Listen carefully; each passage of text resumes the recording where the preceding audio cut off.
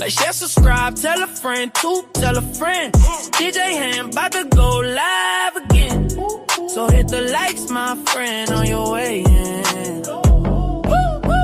First off, salute the chat. And to all new cousins, welcome back. Heard you searching for the real, well, this is where it's at. The latest topics and panels and brother, don't get sent to the bathroom. We got all the stats, too, back to facts in the morning or the afternoon. Tuesday, women's POV, 2 Fridays, there's a jamming tune. It's a community of real, and we better than the world news. This might be risky, I hope you know. This might be risky, let's go, let's go. This might be risky, no, I love you, real, I love it. This might be risky. Salute to DJ HAMP, it's time to start the show. Salute to DJ HAMP, it's time to start the show.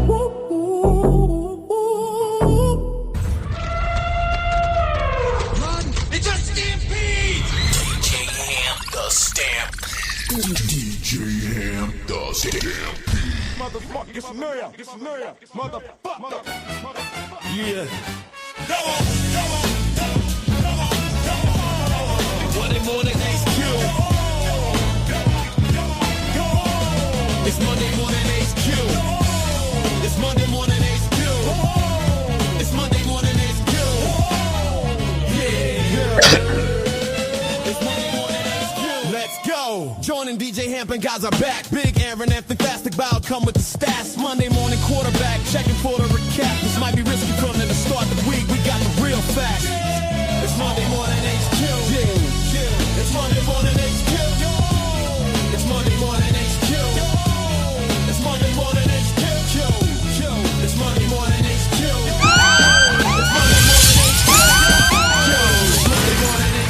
Like the man, subscribe, tell a friend.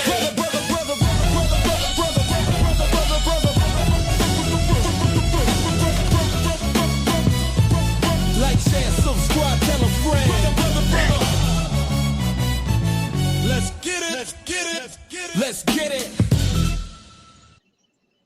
Yo.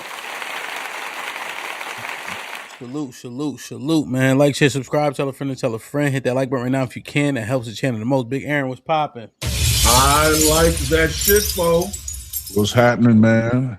Trying to kick this little under the weather thing. I don't know what it is, but kick his ass before it kicks mine.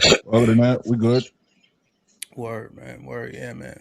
Trying to kick this shit too, B. How was the weekend? Yeah, it was low key, man.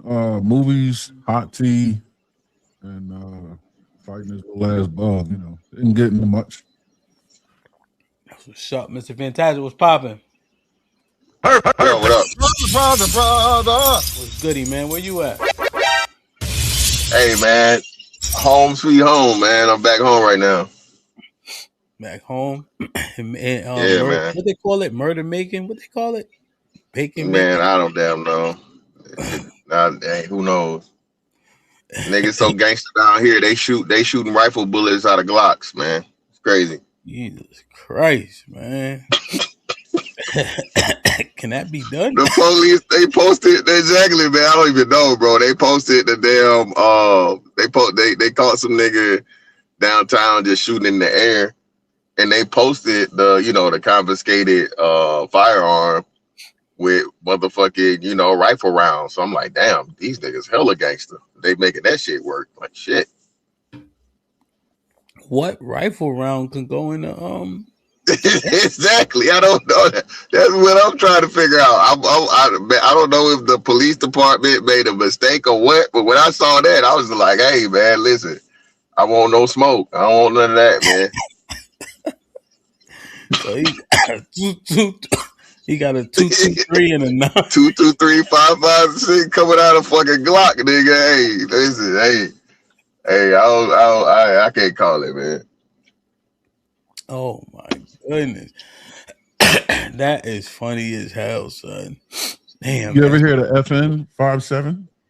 Yeah, I got an FN 57. That's all I carry 57. I got an FN 57. I got a Rock 57. That's what I carry. They want 57 rounds though, Aaron. That was Aaron. These were motherfucking 223. Only thing missing was the fucking green tips, bro. I'm like, they had Hey, they had the shit sitting next to a Glock area, so I'm befuddled and I'm like, you know, impressed at the same time, brothers. I don't know what the fuck going on down here, bro. I just know, hey, I'm out the way. But nah, man, the oldest came home this weekend for spring break. You know what I mean? This nigga done brought his little girlfriend with him, right? The girlfriend, I guess, talked to the dad. The dad didn't want the girlfriend to come down or whatever, right? So the dad called me. I gotta put that fire out. The dad talking about, oh yeah, man, I was gonna send somebody to the house, and I was like, hey, brother, brother, this Florida, brother. Hey, that's probably not gonna go. It's not gonna go well if you can't have somebody come boom, boom, booming on my door. But nah, man, that was, you know, got that fire put out or whatever, so on and so forth. So got to hoop with both my sons for the first time. So, and I'm up here, man. So busy weekend. Then, you know, of course, I had to squeeze in the normal activities. So it's a great weekend for me, man. So far, you feel me? Oh yeah, motherfucker. Perfect.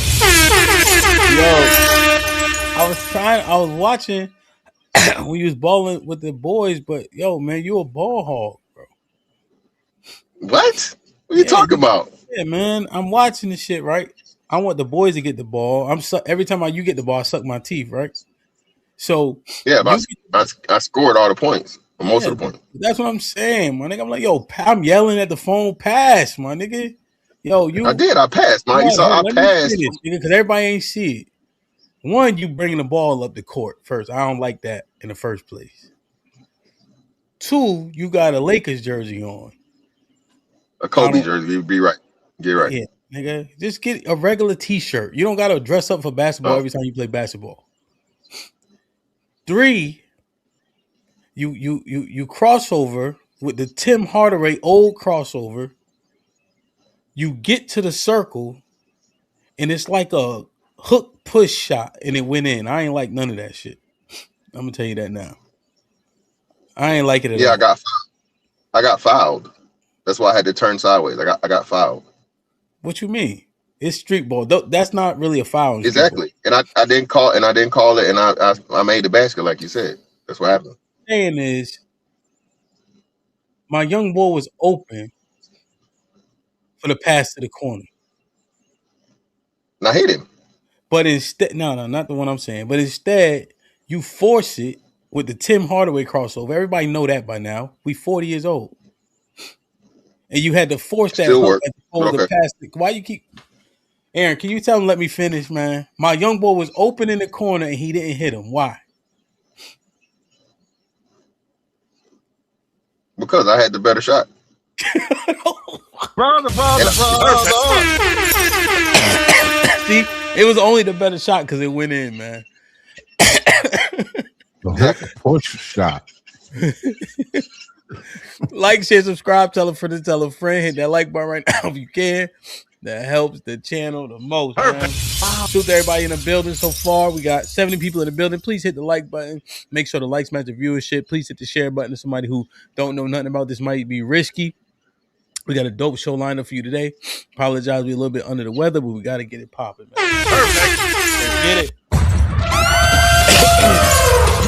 It's a stampede! DJ Ham the Stamp. DJ Ham the Stamp.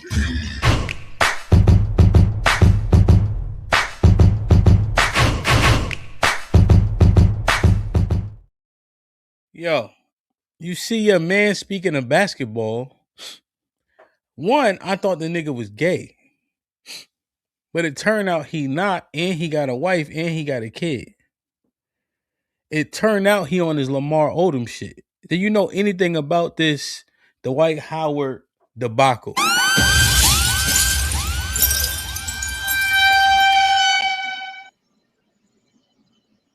Yeah, can you hear me? Yes. Listen, man, Dwight Howard out here, he's definitely still a brother fucker. Okay, so that is court documented testimony that he gave. So that is true. He married this girl and talked about divorcing her or something or whatever. They broke up, they got back together. And this lady says she lost her kids due to his cocaine addiction. Wow. And then she commences to pull out a Ziploc bag of what is supposed to be cocaine. Wow. Hemp. Like, hemp. I've never seen that much powder outside of motherfucking Domino Sugar or the legendary movie Scarface. Wow. And this woman hopped on a live with that bag of alleged cocaine. Wow. I was like, man, I can't call it, man. I don't know, man. Crazy world. It says, holy shit. Dwight Howard's wife, Amy Luciani, cries as she says CPS took her daughter because of her husband, Dwight Howard, who she says has a cocaine problem, showing a bag of cocaine allegedly owned by him. Everybody around me says you can't leave your husband as soon. You said through sickness, through health, through this, you said through good or bad. That's why I came back, but this is going way too far. But it's not even about me, it's about the kids. But I'm fucking losing my fucking marriage to this shit. This shit right here. I told everybody, y'all got my stepdaughter was just taken by CPS because of her father. CPS and the police have been here 3 times in less than 3 months, and I stood in it with my husband, even though I was scared for my own self.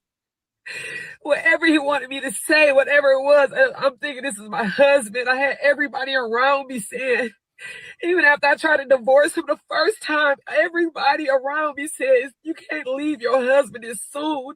You said through sickness, through health, through this, you said through good or bad. That's why I came back, but this is going way too far.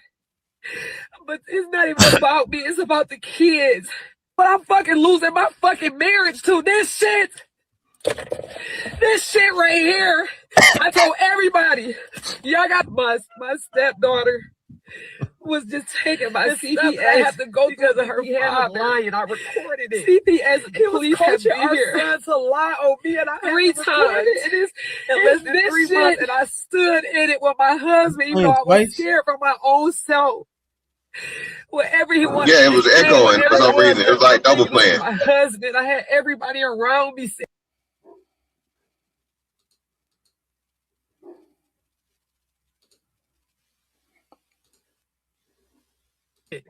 he was coaching our son to lie on me, and I had to record it. And it's this shit.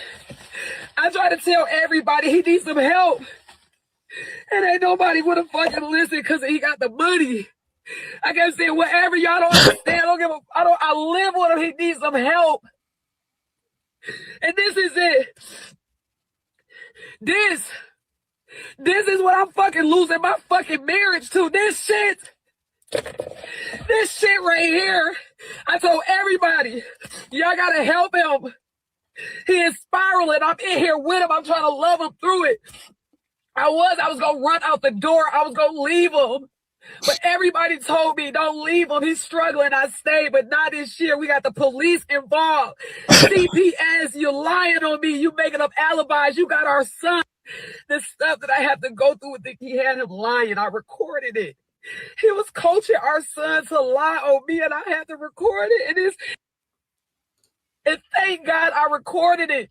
And he innocent in this, but you said just to protect yourself, you would take anybody out, including me, and I can't let you do it no more. I don't want to share the dirty secrets. I don't want to go out like how everybody else did this, man. But I got to protect myself now. I'm uncomfortable. Now, I don't know what is going to, I don't know. I'm uncomfortable. This man has the money. This man controls it all. And it's not about no money. I've been with this man for 14, 15 months. I never asked him for $1, nothing. I'm not on the credit cards. I just love him for him. But this shit is going too fucking far. And I'm so embarrassed. And I gotta even I'm just like, I don't know what to do. When I heard my stepson being coached to lie, and my stepson lying on me, I gotta protect myself now, and I know it's supposed to be through sickness and health, but this shit is scary.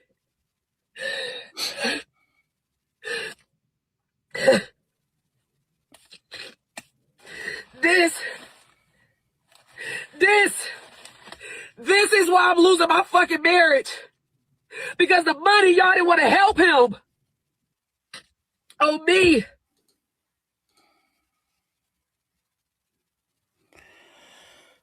All right, so her text says, I can admit right now I feel shame. I cringe when I see couples take their issues on the internet, but I was humbled and understanding because now look what I have to do to protect myself.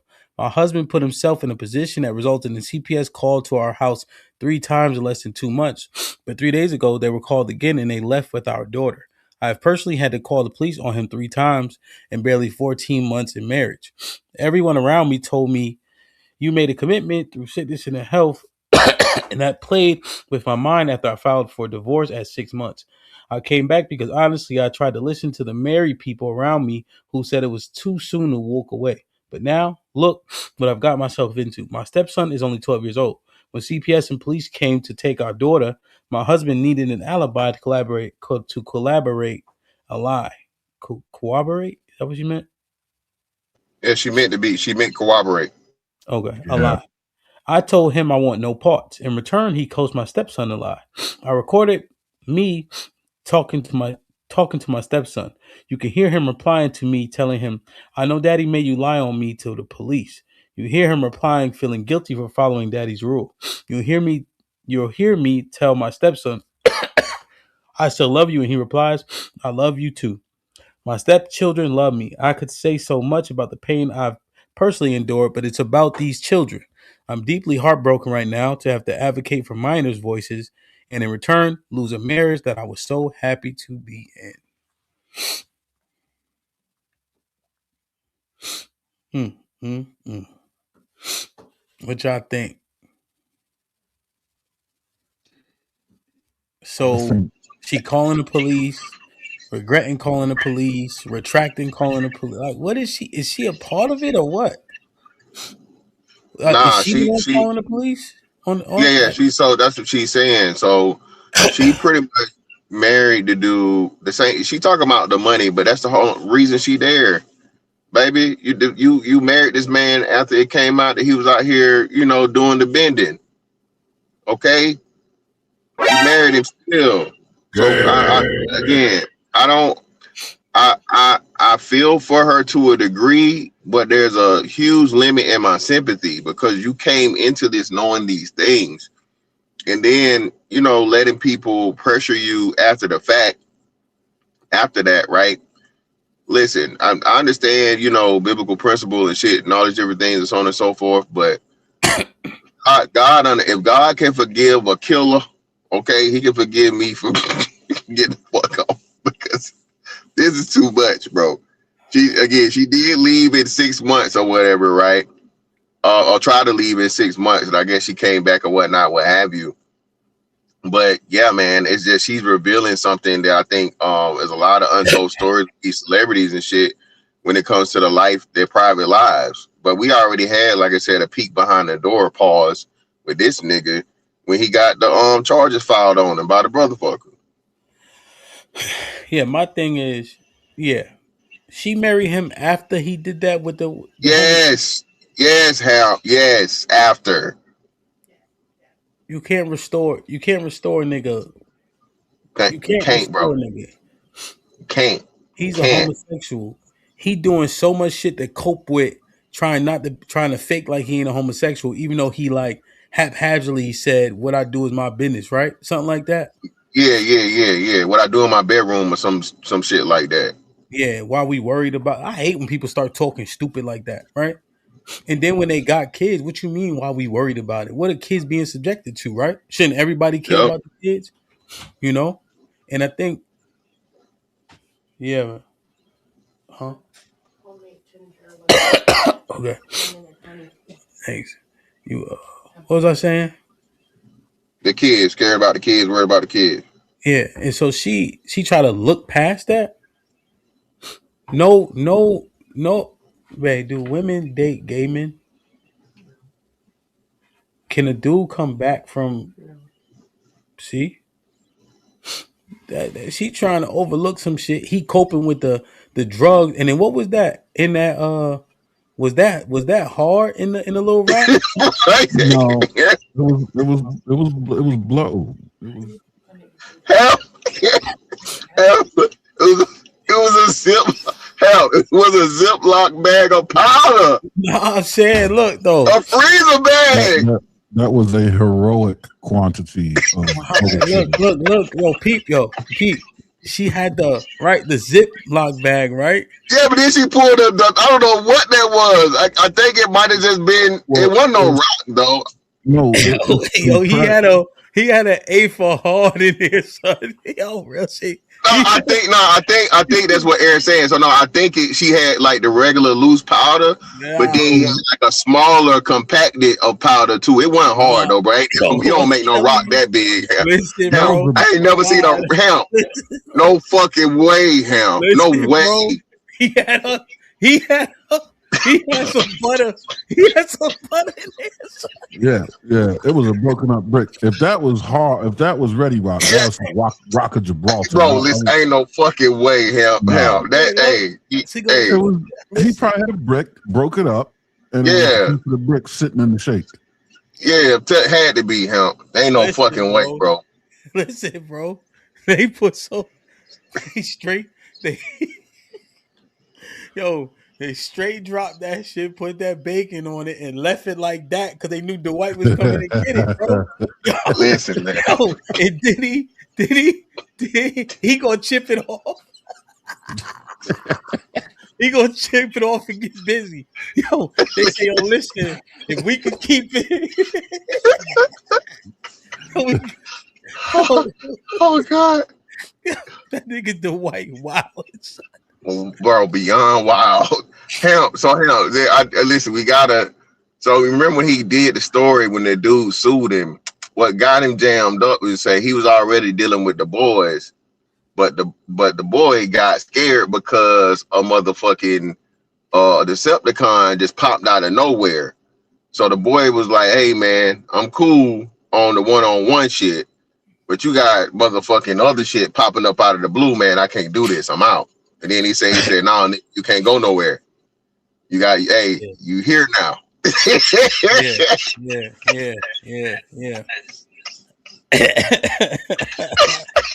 I remember that shit.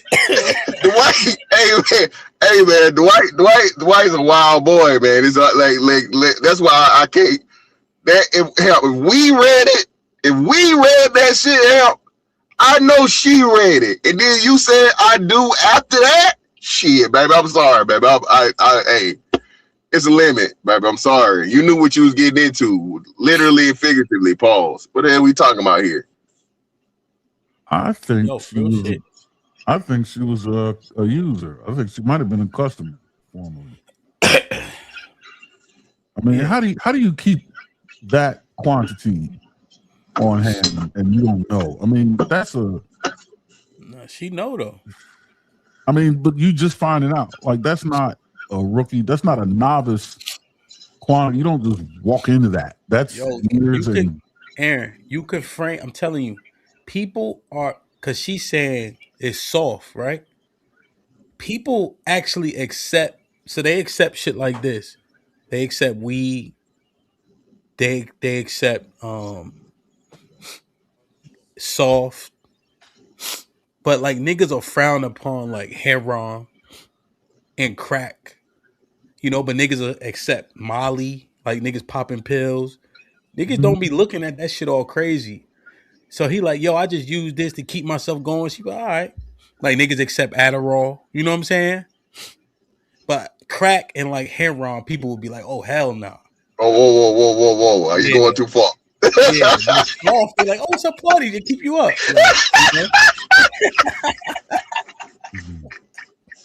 Yo, real shit. Hey, hell, real shit. No, that's what I said. Hell, when niggas start doing white people drugs, that's what. Hey, whoa, now, whoa, what we got going on here?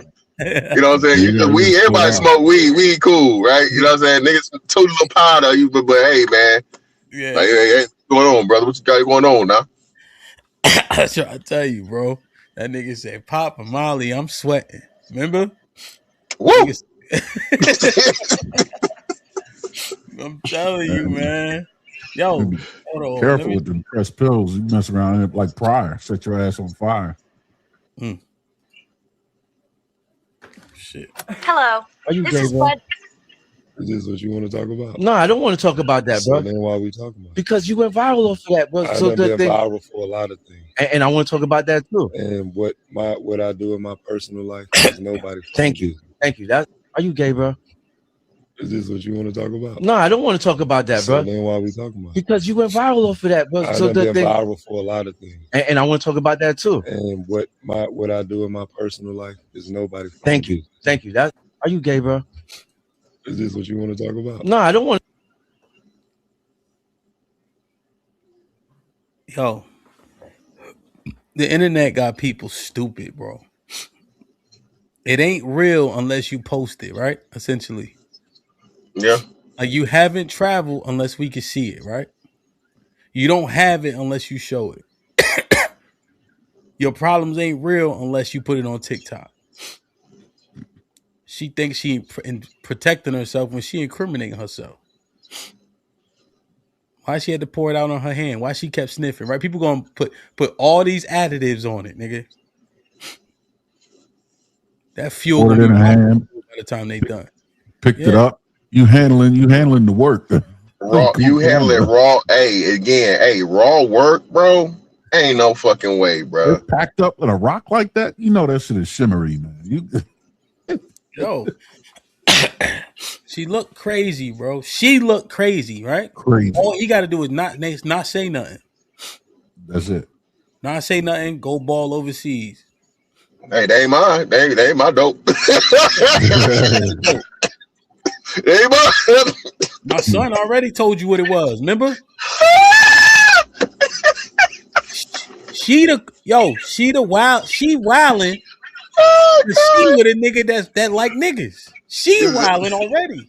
10,000% help off the rip. Let's just start there, baby. I can't do it with you. I can't, baby. No, nah. Yo, she got the powder in the car. Her fingerprints off. I bet you she blew a rail off the dashboard before she started recording. Bruh. Like, hell, I'm just like, damn, that's what the rich niggas do, Hamp. They store it in a Ziploc bag, bro. It's crazy, nigga. Look crazy. A zip. I need everybody in the chat, bro. Go to your kitchen right now. Not a fucking sandwich bag, nigga. A freezer bag. No, 1 gallon Ziploc bag, yeah. Leftovers, bro. Oh god. Oh shit. Yo, that shit looked like half a bird, man. That was a lot of half a bird is crazy. That's hell no. It was probably almost. It was probably like I don't know, maybe 15, 20 grams. But that shit just looked crazy. It just looked so stupid. Like she doing all that in the car. Like it just looks crazy, bro. Yeah, it look insane, hell. And like you said, like that's what it is in social media now, where people think, you know, the court of public opinion is more important than the actual motherfucking court of law. Like you say, hey, baby, I guarantee you, if you hopped on as soon as you hopped on that fucking camera and you're alleging that what you holding in your hand is motherfucking cocaine, baby, you gonna have a fuck CPS. That's the least of your worries. That's a fact. That shit is illegal. Did she know that? Yeah. Hell, I think everybody know that. Weed is legal in some places, but cocaine ain't legal. I don't think nowhere, baby. Ain't legal, bro. Ain't at all. And now you gotta worry about the cartel and shit looking at you. Get like, hey man, this bitch making the spot hot. The fuck going on? I'm saying, bro, you got that much coke, and she just on the internet. She think it's weed. Like, look, she done got everybody in trouble. Yo, Everybody. You already know. Us three riding, right? It don't matter who dirty. We all get picked up in that car. Especially with that amount. Yeah. We all getting locked up. Even if somebody claim it, they don't give a fuck. Nah. Yeah, man. Hell yeah. Y'all niggas, hey, you niggas y'all are some traffickers, boy. Yeah. You can forget about renting anybody's yacht. Oh God. Hell no, y'all nigga. Hey, getting the Rico ready already, nigga. Ain't nobody gonna let you have no yacht parties and nothing. I'm gonna say that You ain't renting no boat, you ain't renting no planes. Oh God. I'm gonna tell you this, nigga. I'm speculating. That was butter in that compact, nigga. I don't give a fuck what y'all say, nigga. That was butter in that. Hey, Cody, I don't give a fuck, nigga. That was butter, nigga. That nigga get into a different level, nigga. Yo. Sparkly butter.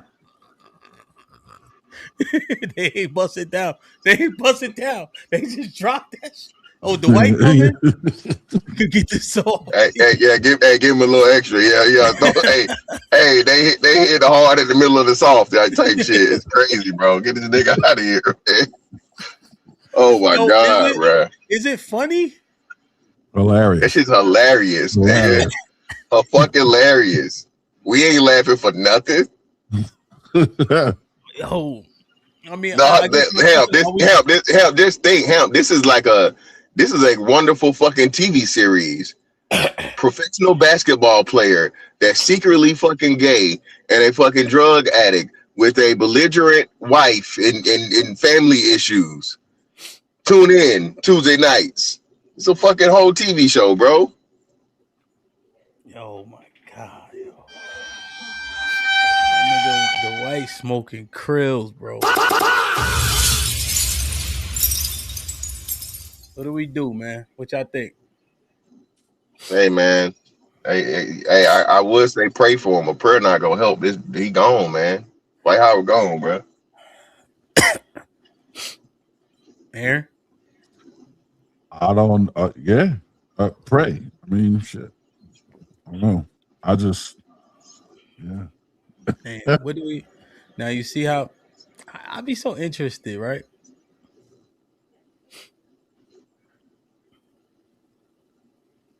Y'all do say dads are the best parents, though. So again, that's one out of how many niggas? What are we talking about? Okay, for every again, man. Hey, you know, for every Dwight Howard, this is 5 LeVar Ball. Okay, you sitting up here with three great dads versus the one coke dad that's doing the bending. Yeah, the occasional fifth of single malt scotch does not equal 2.5 cups of. Yeah, what are we talking about here? But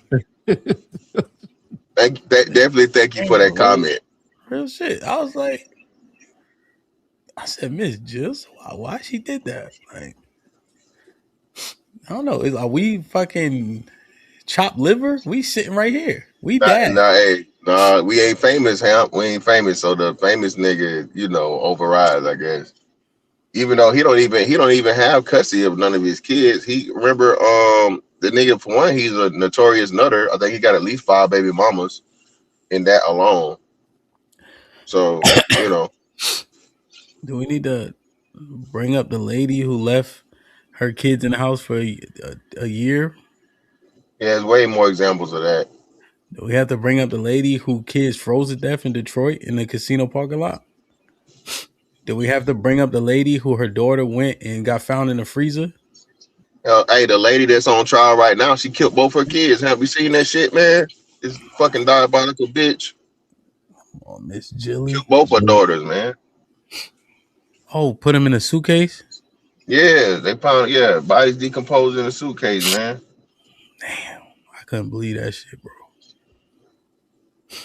Yeah. Man, but we ain't even on that type of time. We just watching the video. We just assessing the white bugging. And we tell this nigga's a horrible dad. We ain't saying he no good dad. Ain't nothing good. He say ain't nothing good. Ain't nothing good. We ain't saying nothing positive about the nigga. Shit. Damn. One thing we I know. see, hey, no, man.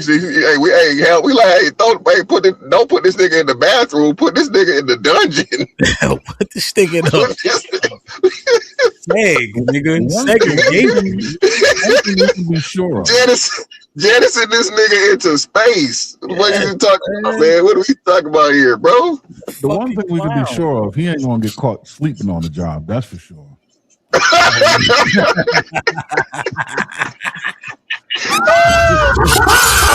like that shit, folks. Yo, man, support the show. Salute the Lady O in the building. Remember, for 36 months. Birthday girl in the house. Salute. Perfect. Wow. Shit like that. First ever member of This Might Be Risky. We got 200 people in the building. We need 200 likes. We only got 65 likes. Let's hit the like button, please. That helps the channel the most. Any final thoughts on Dwight? Hey, man. Just pray for him and his little friend. Hey, man. Drugs are bad, bro. That's all I'm gonna say. Drugs are bad. Drugs are bad, man. Hey, this nigga's a homosexual trying to play like he ain't, right? This nigga being tormented and tortured by his own goddamn self. He don't got no integrity, bro. He don't know which way is up. He keep that powder on him so he can stay somewhere to where he don't never have to come down and deal with himself. She stupid and she know that shit. She blaming the coke. It was way before that. And you knew that, like Aaron said, when you went into it. Now you want us to sympathize? Hell nah. Fool me once, shame on me, right? Fool me twice, fuck out of here. Know what I'm saying? Put him in the fucking bedroom. Get him out of here. Come on. Bob Saget warned us in that movie, Half Baked. Somebody sucked dick for coke. I'm saying. That's Apparently what I'm this saying, guy. bro. Like a motherfucker, yo, own this shit. You know what I'm saying? Yeah. Own it. This motherfucker, he don't have no integrity. He can't own this shit. Nothing about himself. That's the problem. That's the problem. That's the biggest problem. Right? The first rule of AA say what? You gotta admit it. Gotta admit the shit, bro. Gotta admit it. Lying about everything. This is the type of shit that get people sick and in trouble. Right? Motherfuckers acting like they something that they ain't, faking, lying. You hurt way more people as opposed to if you just told the truth. You know what I'm saying? Yeah. Man, put him in the fucking bedroom. Get him out of here. Come on. Like, share, subscribe, tell a friend to tell a friend. Hit that like button right now if you can. That helps the channel the most. What the hell? Oh my God, no way. Talking about. Yo, so I first got sent, matter of fact, 2K sent me this shit. And then shortly after he sent it, it was everywhere. You may have covered it, Mr. Fantastic, but I'm not sure. So, this right here. You seen this? Aaron, you seen I covered this? that. You covered this, right? I thought I seen you. No, what's this? Woman goes viral for smiling in divorce court and giving custody to her ex-husband. He's the single mom, not me.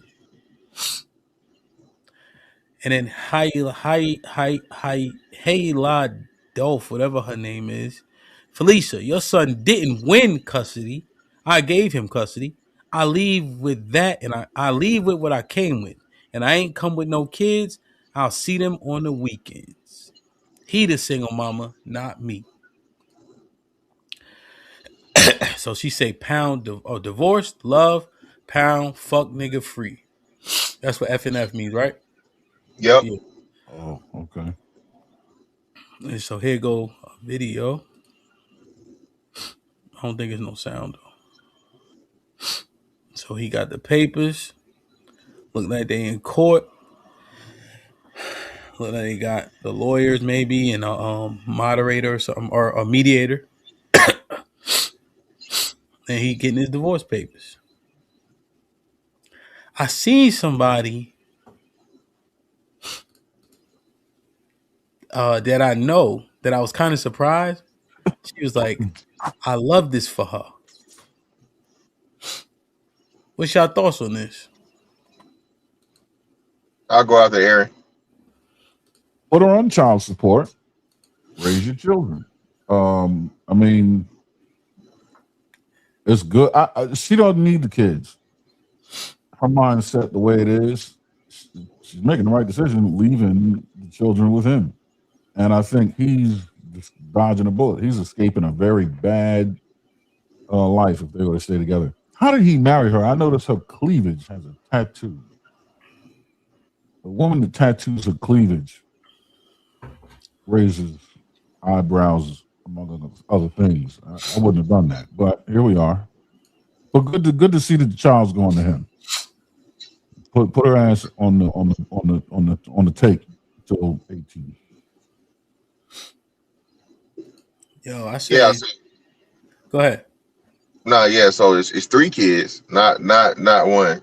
3 kids, and they got married young. I think she's still in her 20s, right? So they got married. They were married for 5 years. So young marriage or whatever. She had a post talking about how he's not the same person or whatnot, what have you. And now she's celebrating and doing what I tell you a lot of these women want, bro. But because out of spite, and again, they're not married, they can't do it, right? So this is one of the, I guess, one of the few benefits of marriage is like, hey, you can't be denied the kids. And this is where she's saying it. She's saying this out of spite, right? Hey, I gave you them kids so I can go live my life and have fun, nigga. I still look good. I had 3 kids, but I don't look like it. All these niggas been in my DMs. Mo niggas definitely done jumped in her DMs after she went viral. So I'm about to go out here, do dicks, pause, right? Live my life, have my fun. And, hey, just, have my fucking second childhood or whatever. And then, brag about not having my children, right? And I see him on the weekends. Now remember, if a man was to do this shit, this nigga would be the worst nigga ever. The worst. But this is what, society allows women to do, and women has turned this woman into a fucking hero, bro. Or she-ro, I guess, right? She's being celebrated for this shit. So hey, man, it's the world we live in. Yeah. If you think about it though, I mean, let's say she did get custody of the children, she would still try her best, her absolute best, to live whatever this lifestyle she's in pursuit of. So much so that it would greatly impact her parenting. The kids would suffer for it one way or another. You know what I mean? I think it's one of those things like just let that ship sail. Just minimize damage. Yeah, I say all praise to the Most High, man. I'm saying that I hope that this trend continues, right? And I hope that people, the women who champion her, if they ever get into this situation or where they need a divorce or separate, whatever the case is, allocate them kids to their fathers. Yes.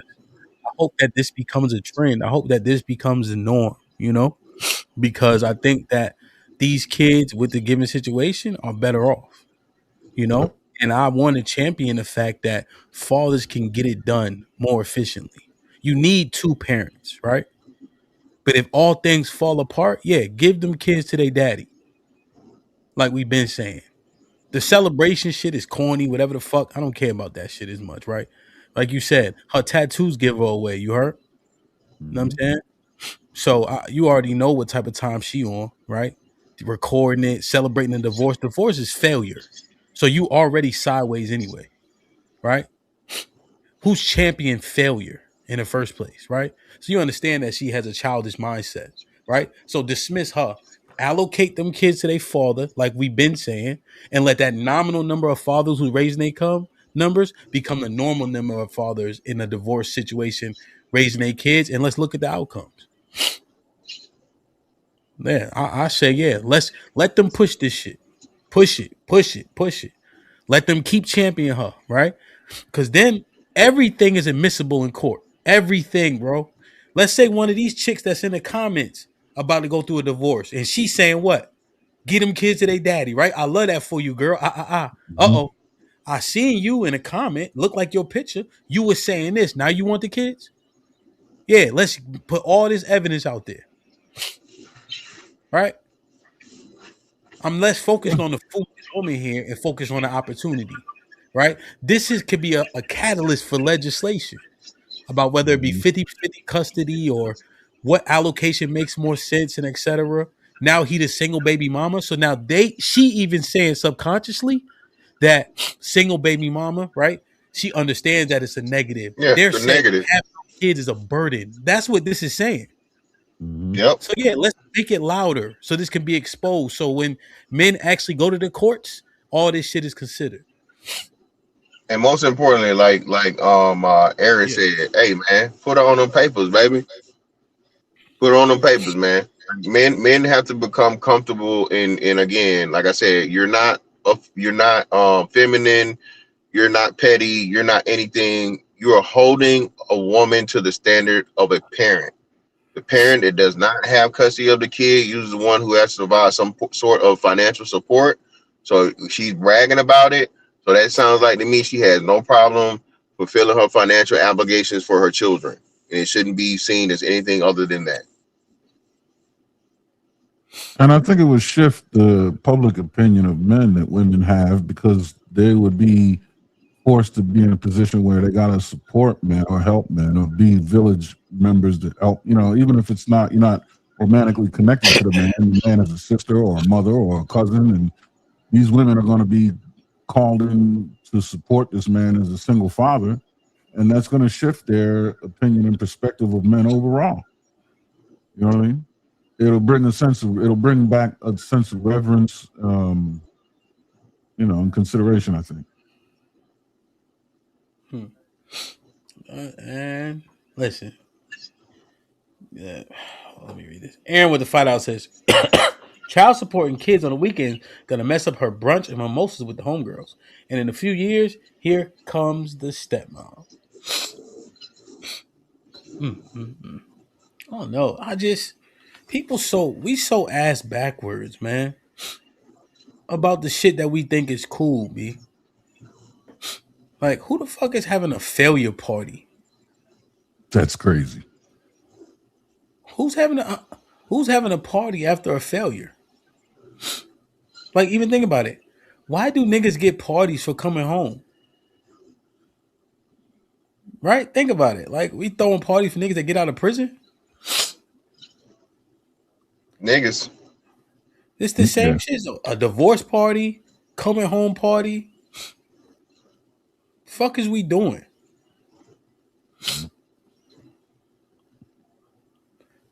Who happy about getting a divorce? I mean, I understand people ain't working out, but you failed, right?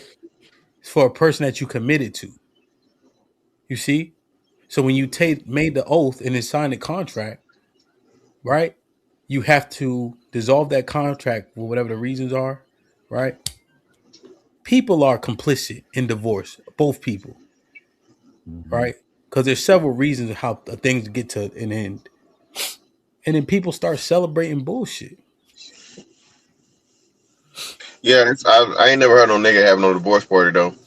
It's usually dominated by one gender, and again, we're seeing it in real time. But it's like it's the celebration of fuck them kids. And how many times we said this, man? This shit is a lot of these women have a fuck them kids attitude, bro. Listen, a woman came up with that. Niggas just made it popular. A woman came up with fuck them kids, man. Bernie Mac just made the shit fucking funny. You feel me? Yeah. So wait, let me ask you a question, Mr. Fantastic. So when I say I'm thinking, hey, and you could say it, Aaron could say it, because we love our kids, take care of them kids, right? There for them kids, support them kids, love them kids, discipline them kids. That's why we can say fuck them kids. Yep. So whenever I said it's because of the opposite is happening in real time. You see what I mean? Exactly, yeah. Like Lady O, if I'm like, yo, Lady O, fuck them kids, right? Because that's my sister, that's Bub wife, right? She be like, hell yeah, Hamp, understanding that we take care of our kids. but our kids get on our nerves. So lock the door, fuck them kids for 30 minutes. We can get some peace and quiet. You know? But what is that? What is the origin of it? It's not that. Nah, man, I'm telling you, nah, man. Listen, I'm telling you, these women really feel like being a parent and being a mother is a burden, man. The narrative that we put on motherhood versus fatherhood, and I'm telling you, a lot of these women have resentment, and these children. I didn't do it, but it was a mother that went viral last month because she replied to her son saying, "I hate my mom" or some shit, right? And she admitted to, hey, I wasn't there like I was supposed to be. I'm not the best mom. And she got championed him for admitting to being a fucking failure, to being a horrible parent. So I'm telling you, look, most of these women are really not, like you said, aren't cut out for this shit. They do it because they have to do it. They do it haphazardly. They do it poorly. Yeah, again, I put a roof over your head. I put food in your stomach. I put clothes on your back. Bitch, you have to, or you going to jail. Okay, that's the bare minimum. But mothers tell parents that shit. Mothers tell children that shit all the time, man. Like it's this huge fucking accomplishment. When no, ma'am, that's the thing you're required to do by law, or they take us and you know what I'm saying, and you do some jail time. So that's all it is, bro. Yo, Black. Black, you say it right, but you know how it go, B. Right? This link is different, right? And it's not even about no attack. We can converse about it, but I dropped the link, right? But nobody gonna show up. I'm gonna tell you, bro. Best rule, and I had some considerations about this rule way back when, right? About the camera on rule, right? Best rule I ever kept solid, ever. Yeah. Body language matters, right? But it's just different to me when you can hit the link if there's no camera and you can't if there is. Yep. But I dropped the link, Black, because you my brother. You got in the ring before, right? We kicked it. If you saying they need a voice, that's my nigga Black. But I dropped the link, and it's going to be us three up here and probably Mr. Williams.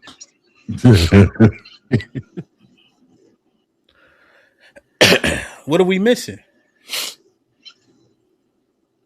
Yeah, man. These women, bro. These women, bro, love. I'm telling you, it's celebrating each other and holding each other up in the bullshit, bro. The fucking sisterhood, whatever the shit you want to call it, bro. But hell, like you said, this is why I tell people don't understand the transitioning that's happening. There's a lot of shit changing in the world, bro. A lot of this shit is changing, and everybody think that. I don't think people see women just drifting further and further and further away, dog. Women are getting worse. They're not getting better. They're going further away. They're not coming back to the middle.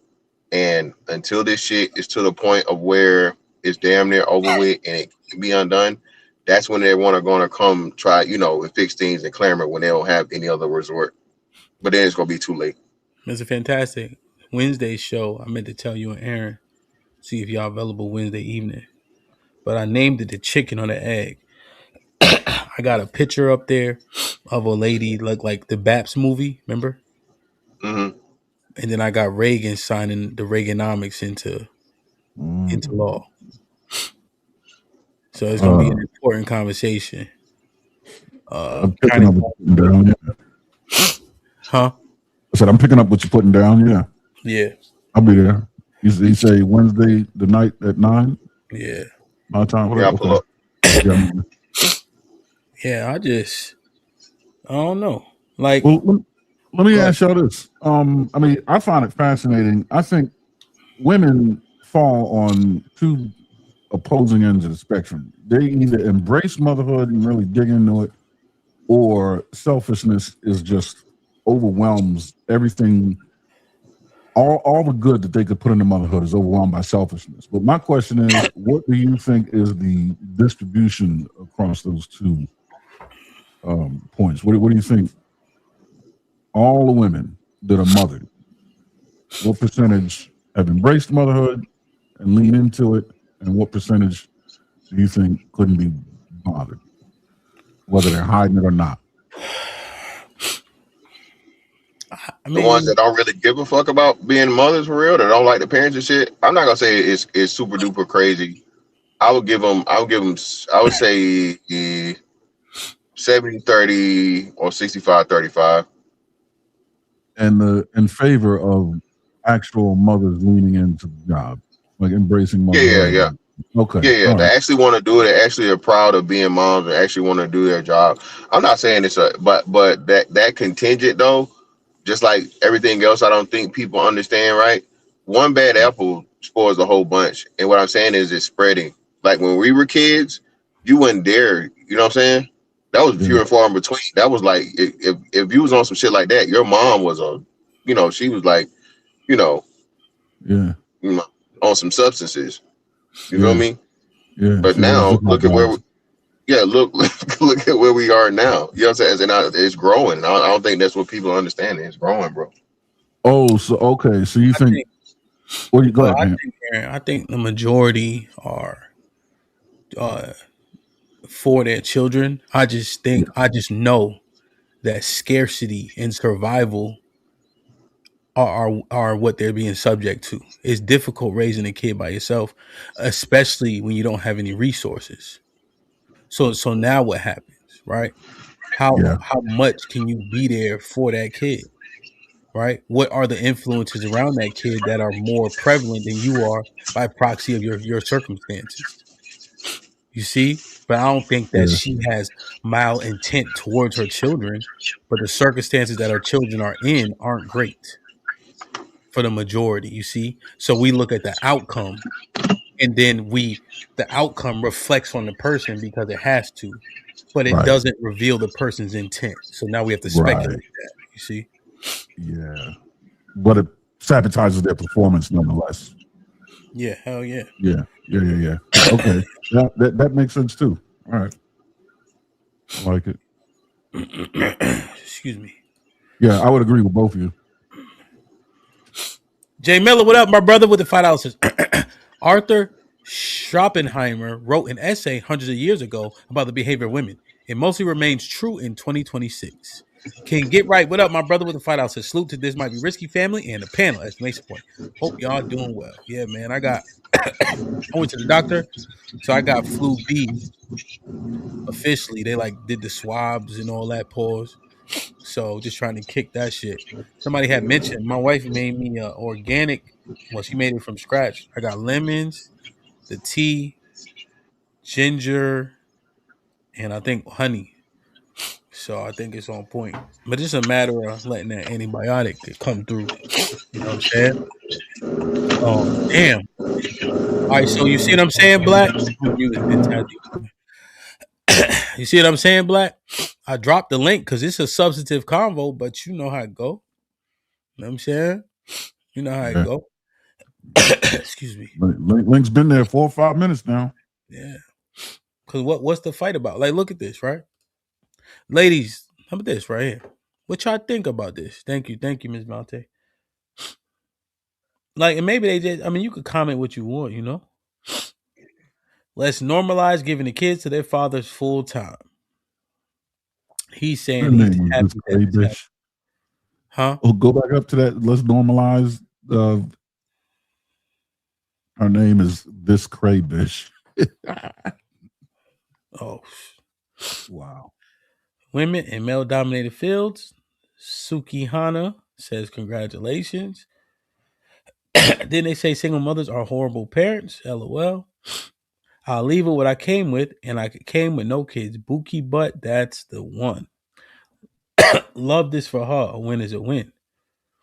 Kiana laughs. She pretty and she won. So not having your kids is a win. Normalize more single baby mamas. Baby, I don't care how hard it get. My kids coming with me. Okay. Quay says we up 100 points. Jay says he did the right thing. Men love to argue, so she's saying that. Y'all don't see her smile. She is free from that man. He thought he was going to leave her with the kids and go live his life. She will see the kids over the weekend. What's wrong with that? 2K. Yeah, but listen. The man ain't sad. The man not complaining. The man never said he didn't want his kids, and that's the narrative that's being put out here. The man's not mad about getting his children.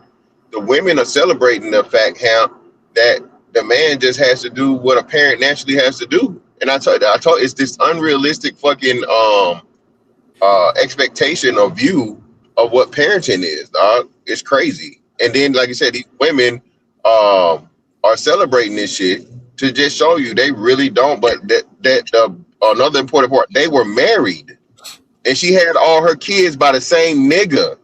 So how many of these women that's in the comments commenting on baby daddy number 2 and 3 and 4 and whatever? Bitch, you can do that if you wanted to because your kids mismatched. So all right. So your kids look like neighbors. So I got E the Man in the back. Now that link was for the lady. Should I let him up? E the Man does look like that's not what I'm saying. Now I gotta let him up. You start talking shit. He do look like the typical lesbian. So I mean, especially he grew his mustache back yet. He still ain't got that mustache. So yeah, man, he count, man. So, I know it's for the lady. I'll go down. No, I'm gonna drop the stud daddy. What up? We got one more subject, but they was like, "Hey, I the come lady." back, yeah. Okay, I come back, yeah. I come back with your ugly black ass, but I just want to put it out there before I leave. All right.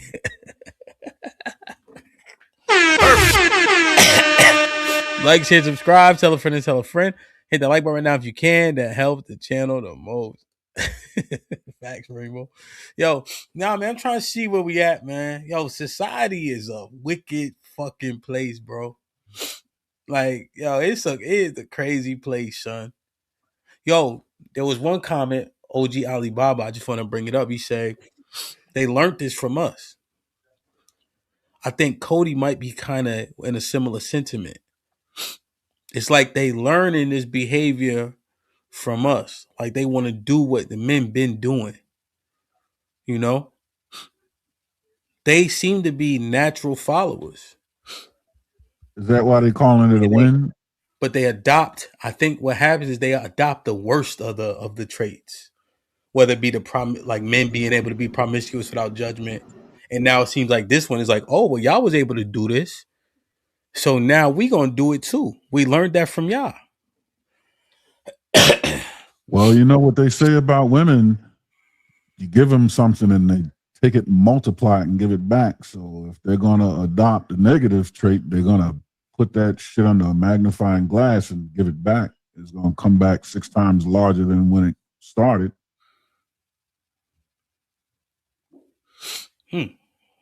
Anything on that, Mr. Fantastic?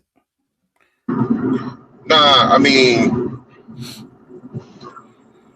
I guess. I mean, but I just don't understand the correlation of this thing to where most of the dads just go off and live their life, and again, you're not doing nothing, and the mom is just suffering and shit and whatnot. I mean, but if you want to put it that way, like I said too, this isn't the same thing. Most of this is due to women picking horrible fathers. So you can't say they learned it from us. They didn't learn it from the good dads. They learned it from the ancient niggas they got pregnant by. So when you say that, that's you have to be specific and you have to put it in the proper place. The dad that's a good dad is not just motherfucking out here, living his life, doing whatever the fuck you want to do. And, it's F them kids and not deal with them kids, right? You feel me? But the niggas that's out here that's got, 3, 4 plus baby mamas, yeah, of course. Yeah, them niggas don't live their life because that was their plan from the get-go. You was stupid enough to let them nut in you. So I just say, if we gonna say it, give the proper disclaimer. But considering the multiplication, the magnification powers that they have, you don't think they could take a simple phrase like F them kids, which is a phrase that a good father would utter out of fatigue, right? And he would utter it in jest. You don't think she would take it and try to enact that and make it a reality? No, most definitely. Of of course, right? But what I'm saying is, for them, it's more so. It's more truth than jest, right? Right. They They're mean taking that just shit. and turning into truth. Right. Yeah, they really mean. She mean that shit, bro. She's That's coming what I'm here and saying, saying. "Hey, listen, you feel me? She mean that. Like, nigga, I'm finna go fucking live my life. I gave you 5 years, my youthful years, and so on and so forth. I missed out. I had these kids. You take them, and I'm about to go fucking have fun." Men don't say Right. that shit. You can't say it. You be crucified for saying it. This is true. Question from Rebecca. Salute to my sister Rebecca in the building with the $2 says, "Can a good dad be a horrible husband?" Yes, Yes. easily. I say that's the most important thing, and that's what most women don't understand. A man being horrible in relationships and being a horrible husband, a horrible boyfriend, a horrible whatever he is, has very little to nothing to do with him being a father. You got some of the worst fucking husbands ever. That are the greatest dads. You know what I'm saying? He can't be doing shit that's detrimental, and of course, setting a bad example, right? But at the most part, that man be able to provide, protect for his children, and be everything else, right? You can still instill values and knowledge and teach the kids a lot of shit, but be a horrible motherfucker in a relationship. Yeah. Yeah. The two offices are linked, but they're not mutually dependent. They're not. I mean, they're adjacent, but they're not synonymous. You can be a good race car driver and a lousy mechanic. It behooves you to be good at both, and when you're good at both, it works. But you can definitely be good at one and bad at the other. Yeah, I think that they aren't mutually exclusive. Right. I think there will be residual effects, just if you are not great at one or the other, there'll be some residue, So if the parents aren't doing well, I think generally parents can usually compartmentalize decently, but eventually some of that vitriol or disdain that you have towards one another, the kids are going to be subject to it, even if it's minimally, right? Just an interaction, things of that nature. And kids are still developing, so they may not be able to quite identify what the problem is, but they know there is one, Oh, are you saying like, so if you're lousy at one, that kind of sort of will cap the other, even if you're good at it, there's a limit to how good you really can be if you're lousy at the other? Is what you're saying? I don't know if it limits it, but maybe. But I'm just saying that I think there's a residue. So you won't be able to peak, I guess. Right. Yeah. Yeah. Yep. Yeah, I agree. Yeah. You won't be able to peak in my opinion on that. For sure. Yeah. But yes, you can be good at one, not good at the other. Agreed. Yeah. That's a good question, man. Damn. Perfect. Like, share, subscribe, tell a friend to tell a friend. Hit that like button right now if you can. That helps the channel.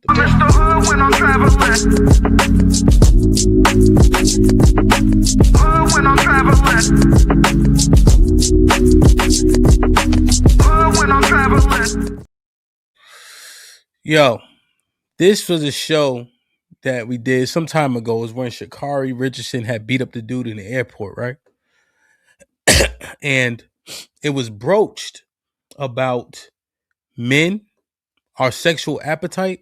Is it a biological imperative, or is it the peer pressure and societal pressures? And I remember I'm like, hey, Tommy, hey, Uncle Jeff, we got to get you guys to have this show. But there was some coordination issues. This was 6 months ago at this point. So I said, yo, it's very important to broach, right? Because even when we start talking about who was selected for parenthood and all that, it's like, what about how complicit is he for impregnating that woman? Because like Mr. Fantastic, you say it often, like they picking ain't shit fathers. Is that because of the my body, my choice sentiment? Essentially, she's the one that chooses if that baby's born or not.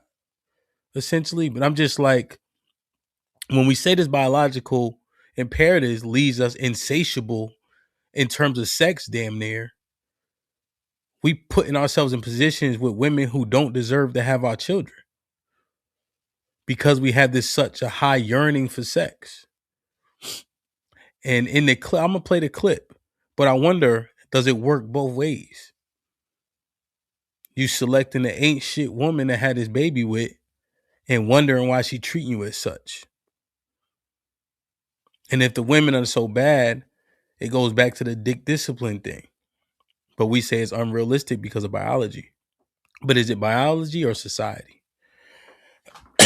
So I'm gonna play this clip, see what y'all think. Hit the like button, hit the like button, hit the like button, man. Salute. Uncle Jeff? Yes, ma'am. Good to see you. Good to see you, Miss Tiff. Hey, I'm about to head out too, man. I'm fuck with you, my nigga. Be safe. Already, my dog. Hey, man. Salute everybody on the panel, man. No doubt, man. That's the effect we have on people, Tommy? It might be. I just know, like, you didn't get mad at what I said when I disagreed with you. No. Because I just look at it from a psychologist's point of view, because I know a lot of people don't see it that way, but it does have, things have an effect on boys that if the society tells them that shouldn't bother you, it's the same way of like when you tell boys don't cry. Right. But then they don't because you're telling them they're not supposed to. A lot of boys are fucking, not because they want to, because literally society is saying when you don't, there's something wrong with you. Okay, I got pushed back. That means it don't work. That's true. That's a whole nother show. That is. Now that boy right there. Yeah, that's true. Hey, Tommy, that's. Wait a minute. Hey, because I just don't know if I can do the show right now. You know what I'm saying? How old is this boy? I'll be willing to come back and do it just from a clinical standpoint with you. I got your numbers. Because we had this conversation often, right? But not that conversation, Tommy, but adjacent to it about the biological imperative and etc. You know, but what you're calling out is nurture, shame, right? And then that pushes men to be promiscuous, or else you a clown. Yes, think about it. If you have an argument with a woman right now, and she want to shame you, what's the first thing she'll say? You don't get no pussy. You don't get no pussy. Your dick little. So I can't have an opinion on the president if I don't get a bunch of sex.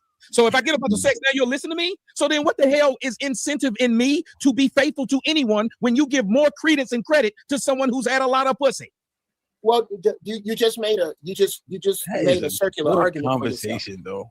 You just made a circular argument for yourself because the niggas who get pussy don't even worry about. They don't think like that.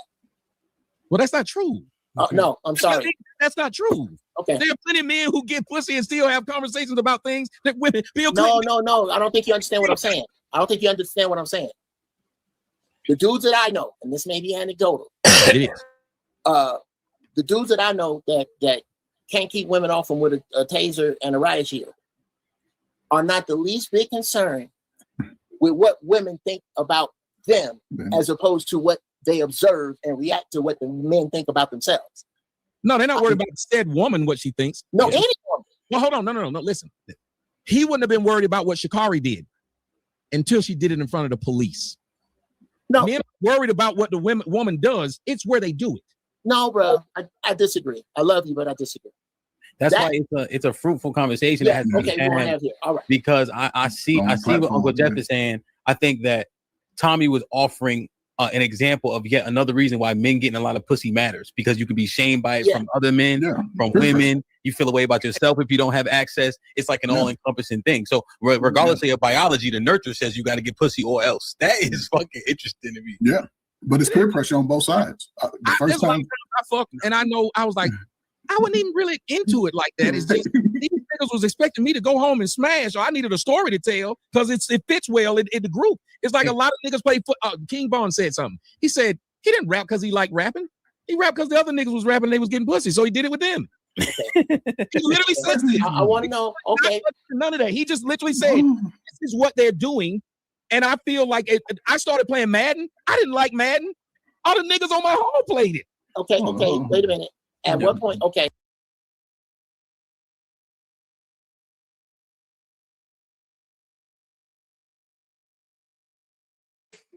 You're muted if you're talking. Yeah. I said this interests me. I think Tommy is right. I think he's right. Like, for instance, think about it. Sports, like he just used, right? And I know you're saying, hey, you have an urge to have sex. But we play basketball and football because that's what we play where we from. if they drop lacrosse fields there and you let a generation go by, we gonna play lacrosse. If that became the norm and what everybody was doing, this promiscuous appetite, is it because we're pushed to be that way? Even when you go to church, they say, "Oh, you're gonna have all the girlfriends," plural. So I wonder, right? Are the monks just fighting an urge? Like, are the monks like what are they doing? Like, why? Or is it like really influences? Well, not well. You're definitely right. Right, your environment plays a huge part in your desire and your desire, your behavior, and all these different things. I think your basketball, football analogy was the perfect one, right? Because we know you go overseas, the number one sport everywhere else is soccer, right? You know what I'm saying? Soccer is the biggest sport in the world, right? But you know, most people don't know that in America because we don't give a damn about soccer here. You know what I mean? So the same thing happens with the monks, but that's why they go to environments to where there are no women. So when a monk becomes a monk, to help them in the process of keeping their vow or celibacy or abstinence or whatever, right? They prevent them from being around women because then you know how strong the biological imperative is. I think what happens is a combination of the two, and where the two meet in the middle, is the man has a desire for sex. Then he understands, well, what can I amplify and what can I do that can improve my chances of getting sex? Being the quote unquote the alpha male, being the biggest, strongest guy, okay, from a physiological, biological perspective, you know, women like the subconscious cues of healthy mating decisions, right? Then you get into, as you get older, there's social things, money and status, right? And because everything leads back to that biological imperative, you automatically understand what that is, and then you lean towards those things because it leads back to the ultimate goal of being, you know, having sexual access to women.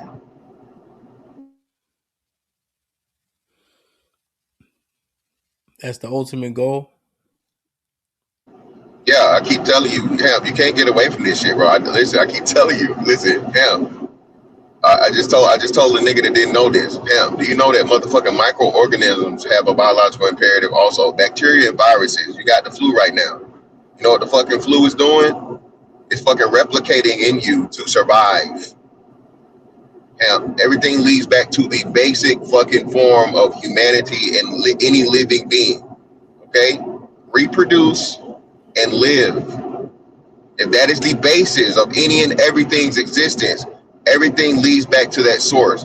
Now, how do we get here? How you, me, Aaron, and every other human being here? Sex. So yes, the ultimate goal is sex. No matter how you try to talk or get around it. That's the ultimate goal. No, 100%. But you're saying that subconsciously we're having sex with a bunch of women because we have the urge to procreate. Women, we're having sex for pleasure. Yeah, it's a byproduct though, Ham. I understand that, but it's still pleasure is a byproduct of the reproduction process that I think they say it's limited to a certain number of species, right? Not all species are just, you know, extremely pleasurable. I think it's primates and a couple of baby birds. I got you, but it's for pleasure the overwhelming majority of times. Plus, throughout history, the majority of men haven't procreated. Well, you gotta ask yourself. And the last part, Aaron, and you could jump in, is gluttony is not a part of what you're saying. Right. How do we justify that? That's the part that causing issue.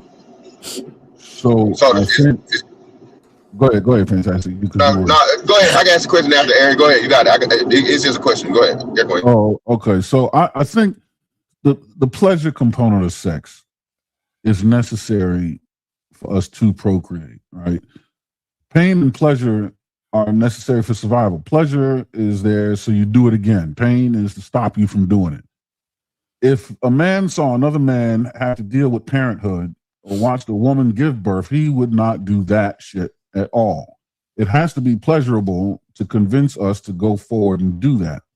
It becomes gluttonous, right, when what you're saying comes into play about society and peer pressure and all that kind of thing.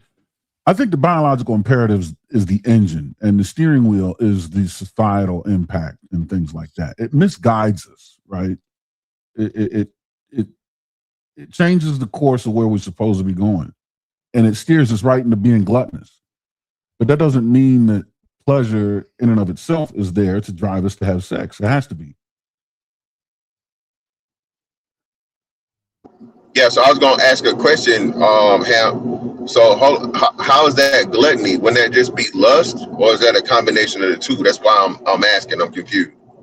I'm just saying we want to have sex with so many different women. I just said gluttony, but whatever if you think there's a better Okay, word. no, I'm just asking for clarity. Okay. Because you the Bible nigga, so I don't know if that fits. So okay, even with that premise, right? I got you, but that's what I'm saying, Ham.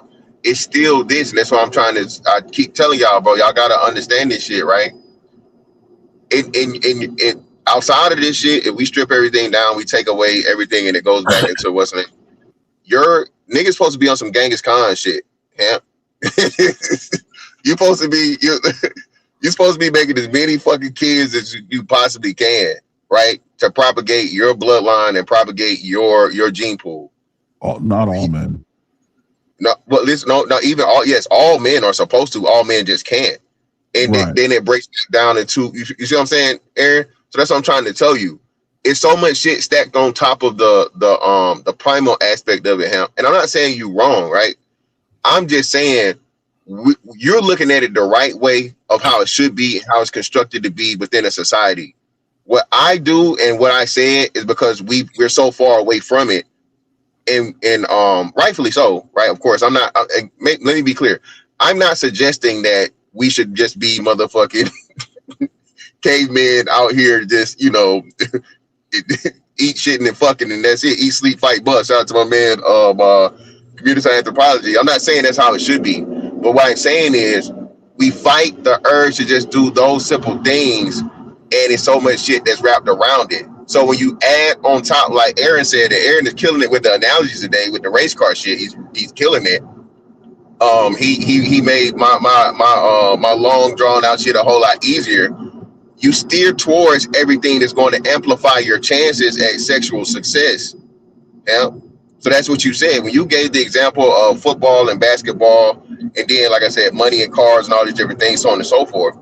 Your mind automatically goes towards the things that you ultimately want.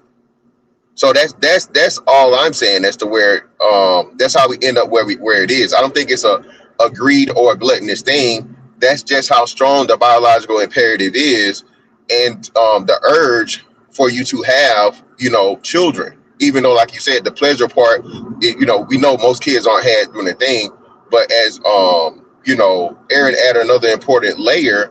That's the importance, and that's why the man is the driver, okay, of the fucking thing, right? Even when you take it into the animal kingdom, the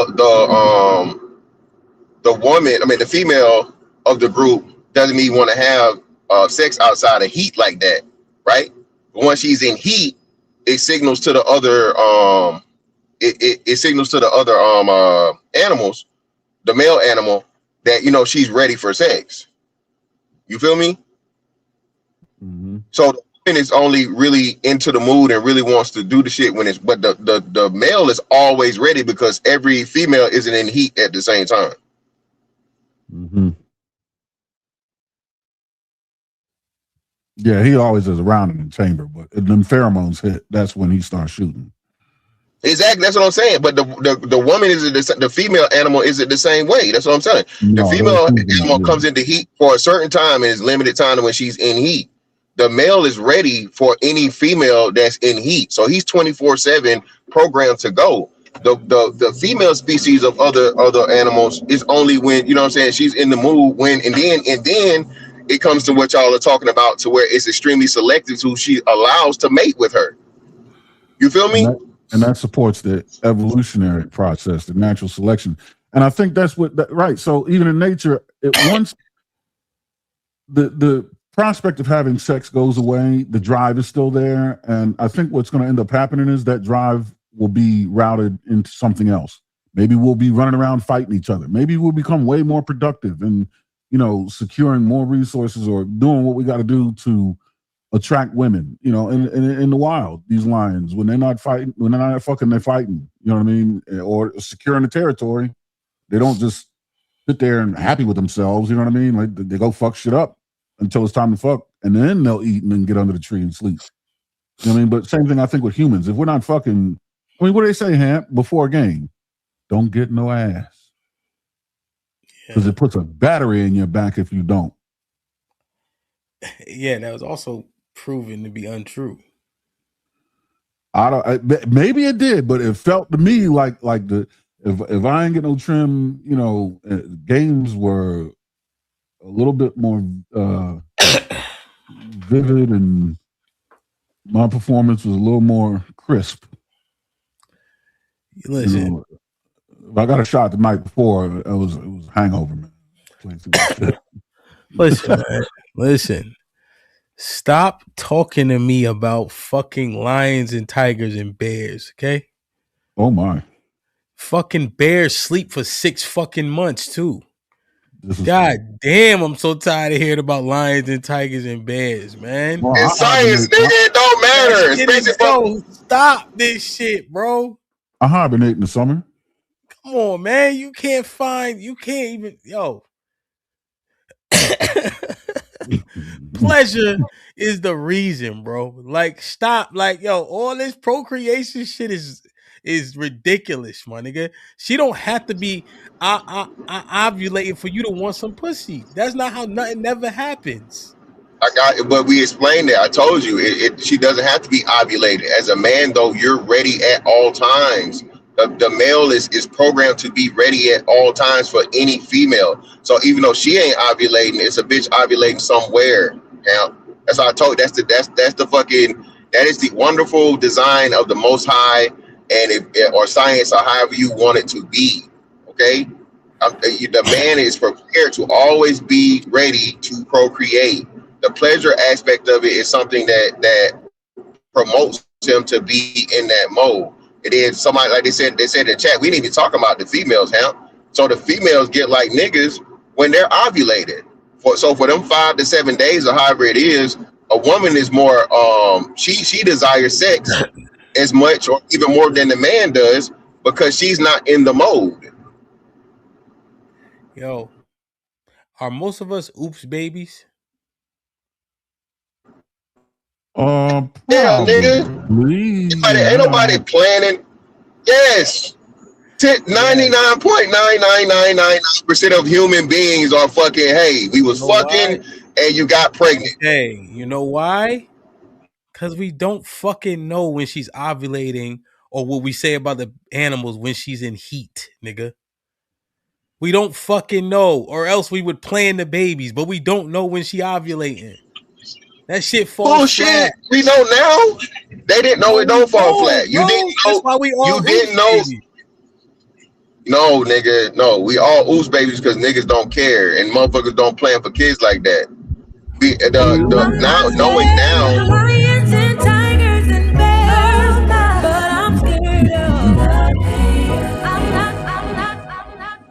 And even back in the day, they could have. I mean, shit. What, every 30 days after the fucking period? It's not that hard to fucking track a woman's ovulation. It's not hard. It's not some impossible shit. It's just that motherfuckers didn't do it. Don't do it. Don't do that, Miss Van Tan. Niggas can't even remember to take a 1-a-day pill, nigga. Don't even try that shit. That shit is out. No, I got you for niggas, but the women definitely know. The women should fucking know. That's on them more so than the man is.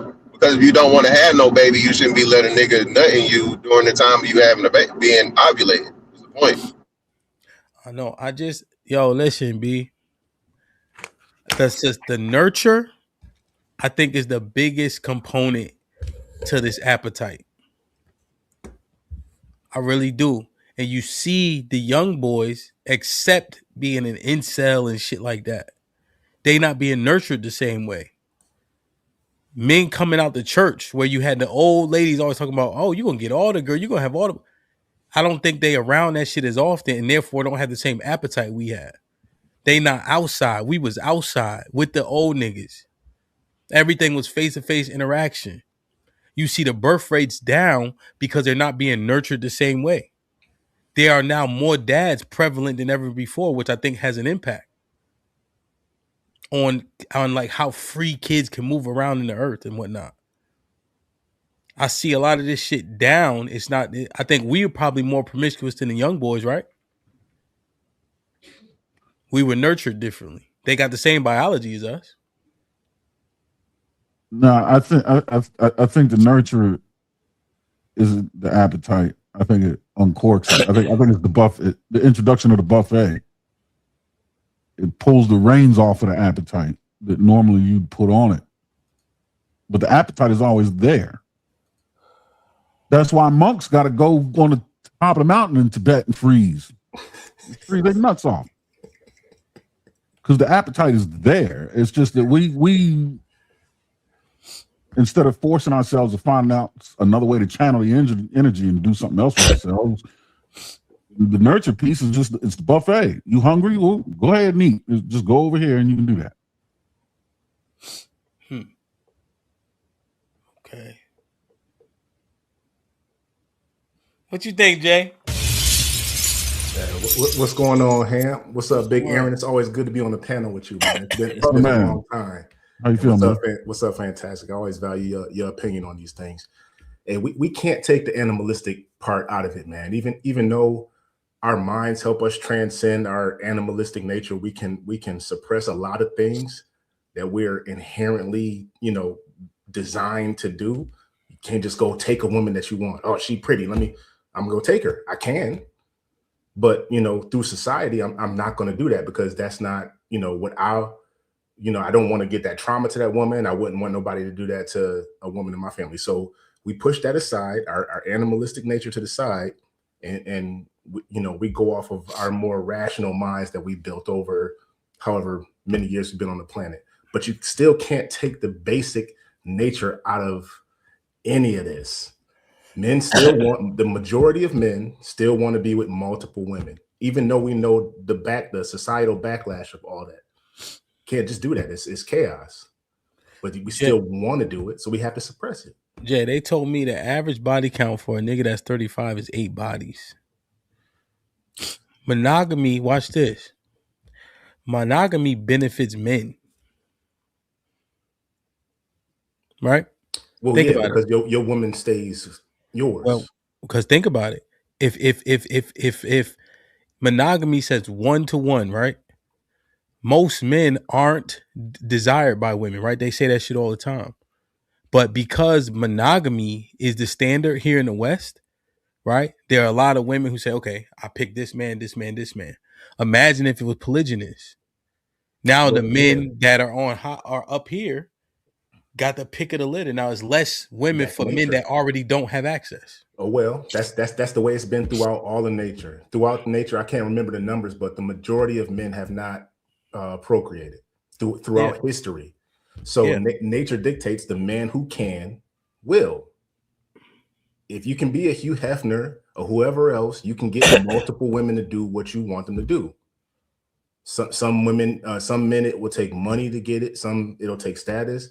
For some reason, some men just inherently have that within them to acquire multiple women, and they take advantage of it. I mean, that's just the way it is. And a lot of women see men who get multiple women, and they don't care. I want to be one of his women too, or I'm going to show them other women. I'm going to be the number one woman of his. That guy. It's a nature thing. Because if it wasn't a nature thing, women would look more rational, and they would say, even though this guy isn't the guy, I know he's going to treat me good. Some women may do that, but the majority of women don't do that. That's why the majority of men don't end up in these relationships. And that's what I'm saying. That's why monogamy would be a benefit, right? The truth is, those men can acquire women, but they can't. No, well, monogamy is a benefit just by proxy of 1-to-1. So what'll happen is he because it's 1-to-1, if this guy's gone, right? Because they don't believe in being a second wife, now the second option becomes an option. Oh, so you're saying that if women use that as their primary, if they use monogamy as their primary reason to attach, to bond with somebody, they wouldn't, once that guy is gone, they would take him out of the equation. Yeah, essentially, once he's married, okay, I got to find myself a husband. Okay, but they don't. I'm not willing to be a second wife. They don't do that.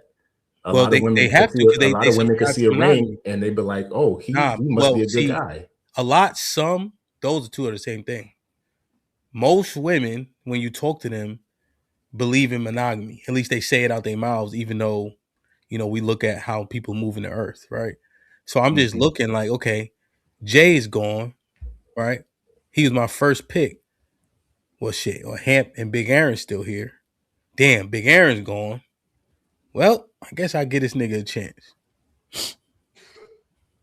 But in polygyny, yeah, if there's one of us is a whale, you're gonna deplete the market. You're gonna deplete the. Yeah, Jay gonna have all the girls. All of them. Not me. I ain't gonna have them. I'm a square. Well, just hypothetically, you say that, but I know better. You the one with your shoulders out. I was hot, man. Yo, this damn flu. I was cold last night. Now I'm Still hot. Now flu. Shit crazy, bro. So it's just interesting. But I just I think the nurture, Jay, Big Aaron, if the nurture changed, so wouldn't the gluttony change. Yeah. Right? Like I think the gluttonous appetite is because how we were brought up. Oh yeah, man. I was an 81, and you look up to all the older cats, man. And back in Buffalo, they used to call it capping. You go up to a girl, you talk, oh, you ain't got no numbers, oh, you don't even know what it smelled like. We all that was like the social programming put into us, like you gotta get girls. You're not a dude, you're not a good dude, or I don't know, a good dude. I don't even know what you want to call it, but you're not a man or a whatever. You're not that guy if you can't acquire women. You don't know how to talk to women. You don't get women. That's what it was all pushed onto us. So, and my father he was working all the time, and he never, imposed, even though him and my mother was together until she passed, he never imposed on me like that part of it. It was always just working hard and yada, yada, yada. It was no relationship talk whatsoever. So all of that I got from all of my peers.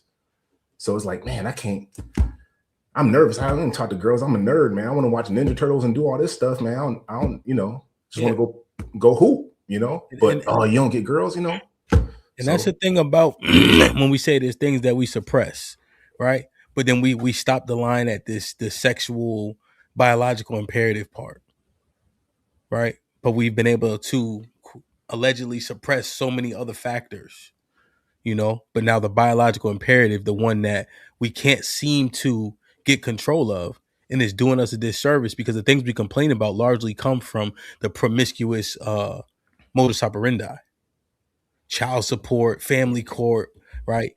Being tethered to the wrong woman for so long. That shit gotta matter, right? But we keep justifying it and then dealing with the negative consequences, then complaining about the consequences that we continue to ignore every time it's time to have sex.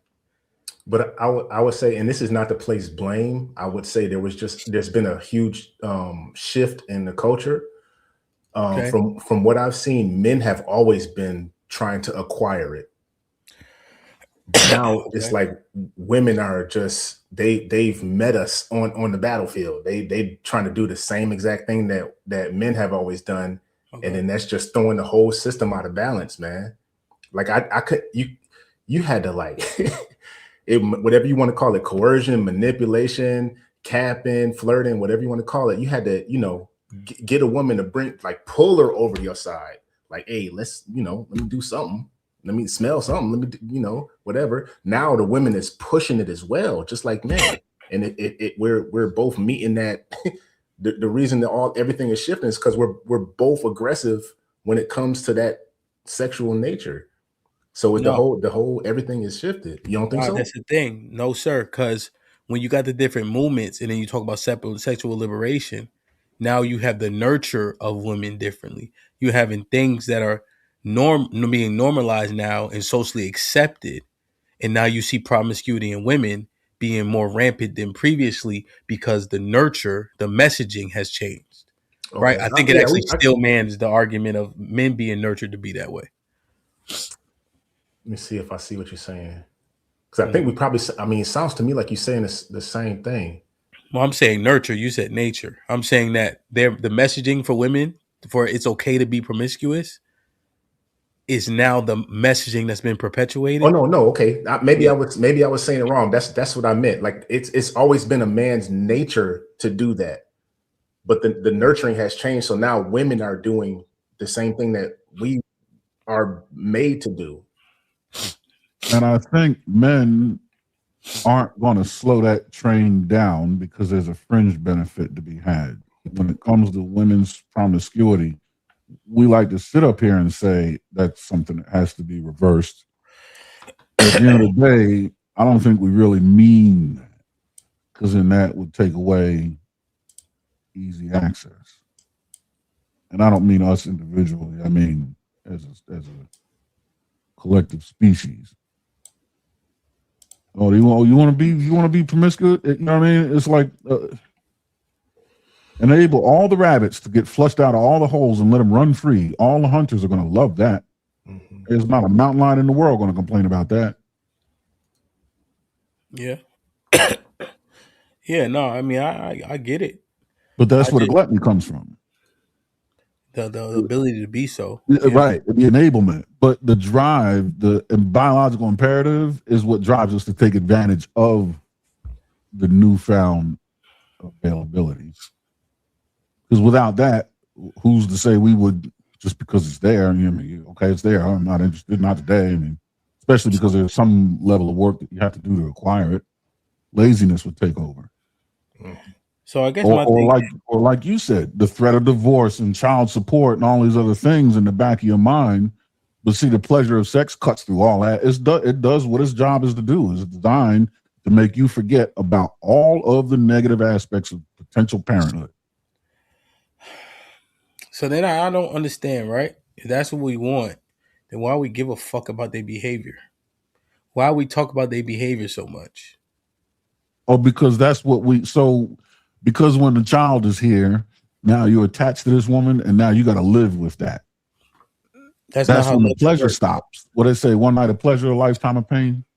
Yeah, what I'm saying is we do a lot of scrutinizing of how women behave, right? About them not being marriageable. Why do we keep saying that if we saying them being promiscuous because men's biological imperative to be promiscuous, and if they change their behavior, we won't be able to be promiscuous, right? Why do we keep complaining about behavior if we really just want them to be promiscuous? Because most of us don't champion marriage anyway. Yeah, we want them to be promiscuous and nice and fun to be around at the same time. We're stacking the deck so that when we do get attached to one, it's not a hell ride on the other end of things. You're actually cool. And us as men, to be honest, we're hypocritical. When we're young and single, we want promiscuous women or women more likely to engage in sexual activity. But when it's time for us to settle down, we want to find a girl who is virtually untouched so that we can claim her. It's hypocritical. It's a direct contrast to what we want. We want to get a lot of, butt and whatever in the beginning. But when we find a woman, we just want her to kind of know about sex or whatever, and then she's ours from that time on. She's never been touched. So cake and eat it too is not a real thing, right? No, like I said, it's not. It don't work. It don't work. But back before this nature has changed, or nurture has changed. Excuse me, the nurture has changed for our counterpart. You can't stop certain girls from being promiscuous, right? That was always the case. Everybody in school know there was that, or when you was younger, that one girl or a couple girls that got around, whereas the other girls different. So if you wanted something, you know where to go, but you also know where the good girls were. And now you don't know because they all kind of doing the same thing. Even if the girl is a good girl, she's still, spreading it around a little bit more than what she would have back then, just because of the nurturing. Yeah, we in trouble. We in trouble, Jay. We in trouble, Aaron, right? The messaging our messaging when it comes to this shit is all over the place. You know, like it's really compartmentalized conversation to conversation. Mm-hmm. And I wonder what's being taken from all these different messaging being discombobulating, right, to a person who don't know no better, right? We say fuck marriage, but then we tell people, listen, if you find a girl, you can create will and trust and all this stuff. Motherfuckers don't know how to balance a checkbook. Fuck, he gonna get a will and trust and all this, a power of attorney. It makes sense. What checkbook? What's a check? Exactly, right? Like, you gonna put this paperwork together? Come on, you know. And then we saying these women are whores. Y'all shouldn't be. Why? Because like Jay just said, we wanna be promiscuous. In order to be promiscuous, we need the women to be that too. And then we admonish them for poor behavior that we benefit from. And then when we get to the end of the road, we got to find a woman that's Chaz. We've been fucking up and down the Eastern Seaboard. Well, me, because I live on the East Coast mostly. It just we sound crazy. And then we start talking about lions and tigers and bears. I just don't understand that shit. It's a little bit of that too, Hamp. It's a little bit of that too. It's a little bit of nature too. Hold on, Jay. I'm not scared of lions and tigers and bears. Go ahead, my bad. Oh, here you go, man. He must have heard me talking, man. Go, Jay, before he jump in. No, I was just saying it's a little bit of that too. We can't take our nature out of it, man. Like women when they're around each other, their cycles sync up. Like when men get into a pocket, without speaking, even on the playground, on at job, anywhere, you know which guy is that lead guy. And that doesn't mean the other guys aren't leaders. It just means we know for this instance, that guy is taking lead on this. Like with y'all, if all three of us was doing some kind of project or whatever like that, if it has to do with logistics or anything like that, Hamp, you go and lead. You know, if it has to do with something maybe tactical or philosophical, Aaron's going to take the lead. If they got to do something with medical or something like that, I'm going to take the lead. You know what I mean? And whatever, you know, if Fantastic's in it, whatever his expertise is in, we're going to allow him to take the lead because that's what men do. That's just how we don't even have to talk about it. It just happens. That's the part that's nature. They're like, oh no, I got to be nurtured due to this. Maybe I'm going to let him take the lead because I did it last time, so now he's going to do it. No, man. Hey, who's best fitted for this?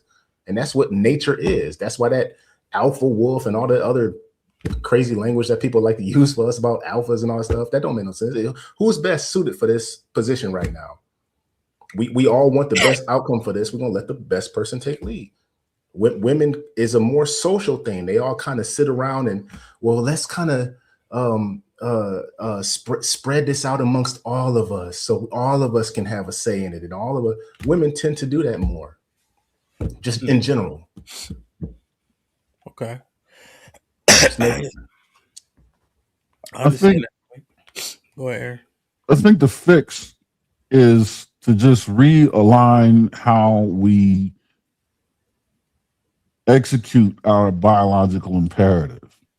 Like the species, the first thing the species has to do is continue. Continuity comes first over anything. Other than that, we're out of here. The next thing is evolution. We have to evolve, get better, natural selection, things like that. The biological imperative to procreate is already covered by the pleasure aspect. We can't change it if we wanted to. I think we have to figure out how to leverage the evolutionary process to discipline the biological imperative the way it is enacted, the way it's satisfied. Aaron, question. Is the biological imperative to procreate for all men or just black men? Every heterosexual male on the planet. So why is Italy dying? Why is Greece dying? Why are white people dying off? Are the Latinos have a stronger biological imperative than us? Like, how do we reconcile this in the earth, right? When countries are literally dying because they don't got no kids. Okay, I'll say this just from what I've seen, being in interracial relationship and seeing the other side, they're and this is just my anecdotal experience from what I've seen through other sides of the family and friends and stuff like that. A lot of their familial bonds are like more structured around like I don't say they don't love each other. I'm not saying that. I'm just saying it's more of a business type of feeling that I get. Whereas from when I look at my family, it's more of just a love tie and a love bond, and then less on the business side. So it's kind of like maybe that might be why, in totality, why those cultures are fading, because it's not seen as tight familial. I don't know. That's just no. It's the women. It's the women increasing. Yeah. It's the women increasing their requirements for the men, or women having the outside influence that you're talking about from a feminist standpoint. So you have a number of women that pick up on the feminist talking points of, all these different things and so on and so forth. And I don't want to have kids because of this. The man is still serving his purpose, but it's the woman that's getting in the way of the children being had. So it's not that the men are not having sex or they have a reduction in sex. It's that the women are opting out of having the children, or they're opting out and they're shortening the number of men that have access to have sex with them. I.e., what was that 4B bullshit, right? That's political. That's political and feminist ideology. White women, the same thing, right? So it's not that you don't have sex at all or whatever, what have you, but the women are saying, hey, they want men to be more like this, and this. So when the women tighten up on the requirements for access to be able to get them pregnant, that's what decreases the numbers.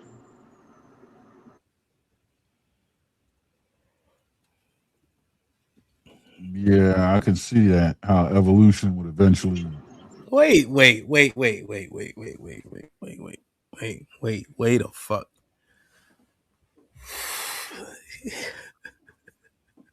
Wait.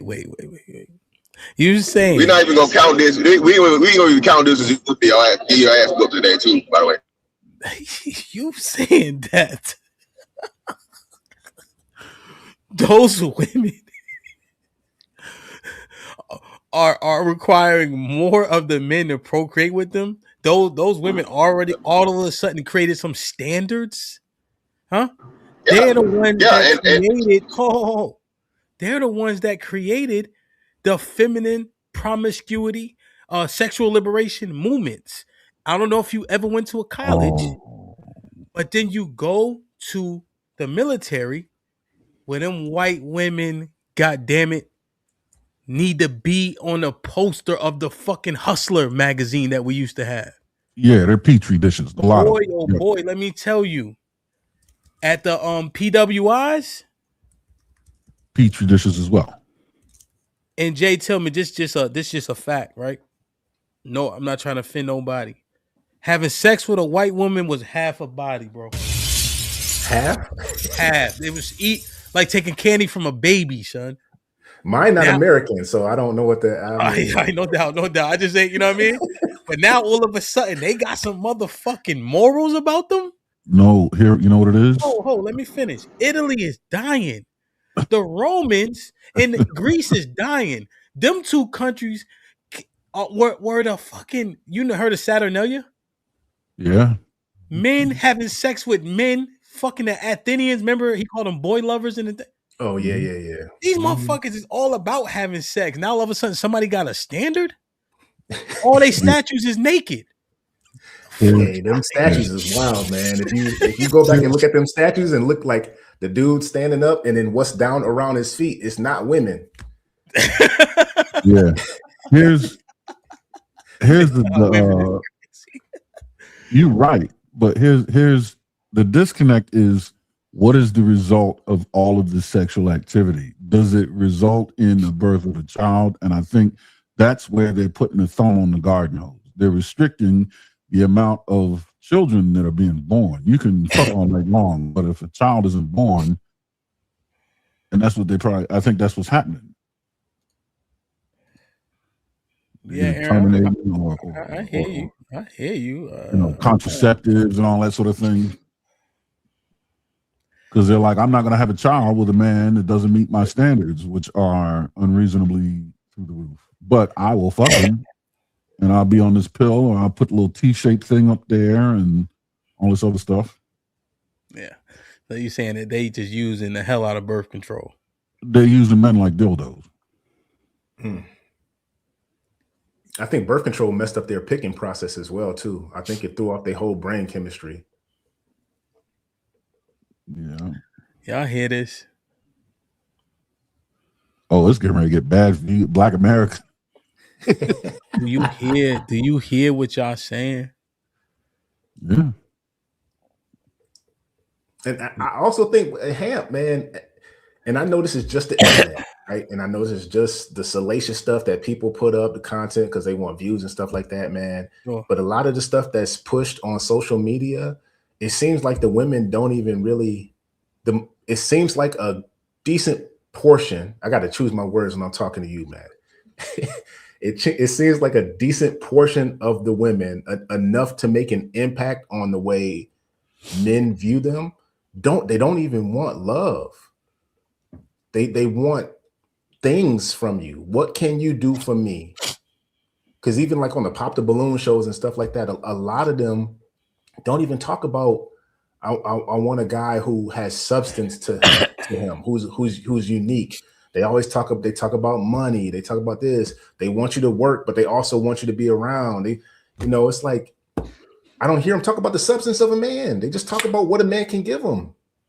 Yeah, I agree with that. They want everything at once, right? It's almost like they don't think thoroughly through their requests. The requests just come one after another, even if the requests contradict themselves. I understand that. Yeah, they want to grab onto you when you leave in orbit. They don't want to get on your ground level. And it's like when a guy's like, man, I can't even, I feel sorry, man. I'm out the game 19 years now, but a guy getting into it, I'm looking like, man, these dudes is y'all don't have nothing. I feel sorry for y'all, man. Yeah, I just look. I don't know. I'm still in the process of processing what Aaron is saying, that hey, they just having sex with men, they refusing to procreate with them though.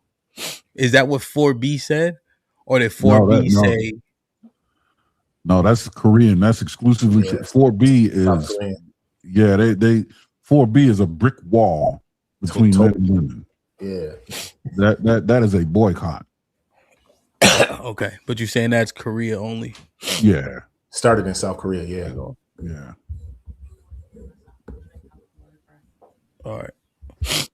Now, other countries in the West, they might try to wave the 4B flag, but they're just using that as some kind of leverage to get what they want.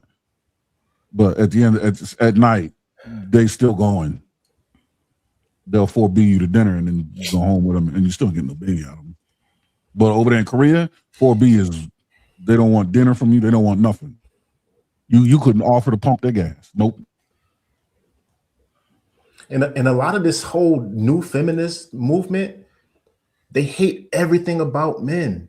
Everything, the inherent nature of men, any male contributions. All men are horrible. I'd rather go with the bear than a man, and all this stuff. And it's like when these young guys are hearing that, man, they're like, man, I don't want to be a part of that. I'm not like that. So they just stay away. They just choose to stay away from all of that. All right, I'm listening. Y'all.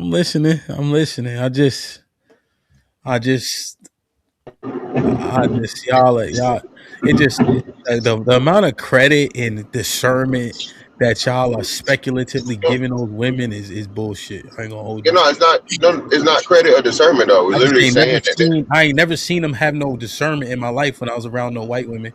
But even over here, they not procreating, bro. It just can't be because they that responsible when I see them be overwhelmingly irresponsible. Like these white girls in college give you head and do your paperwork and do your paper at the same time. Stupid shit. But I don't think it's as much as we giving them discernment, bro, as we saying that they're using alternative measures. So they still hoeing and slutting and sucking and fucking. They're doing all of that still.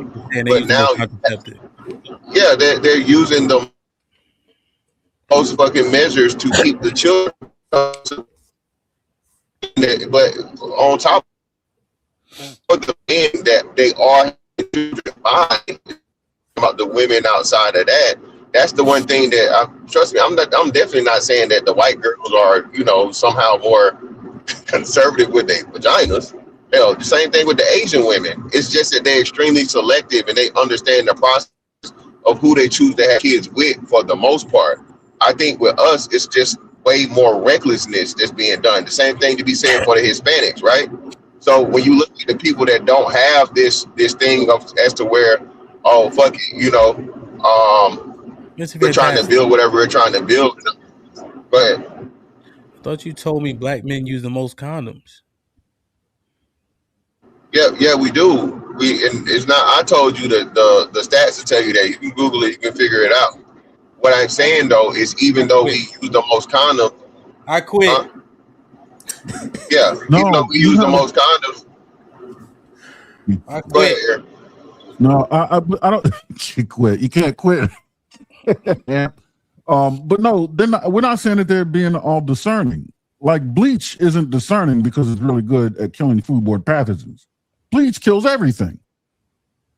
And I think that's kind of what they're doing. It's not like they're discerning that they can pick and choose and you know, leave the cream of the crop.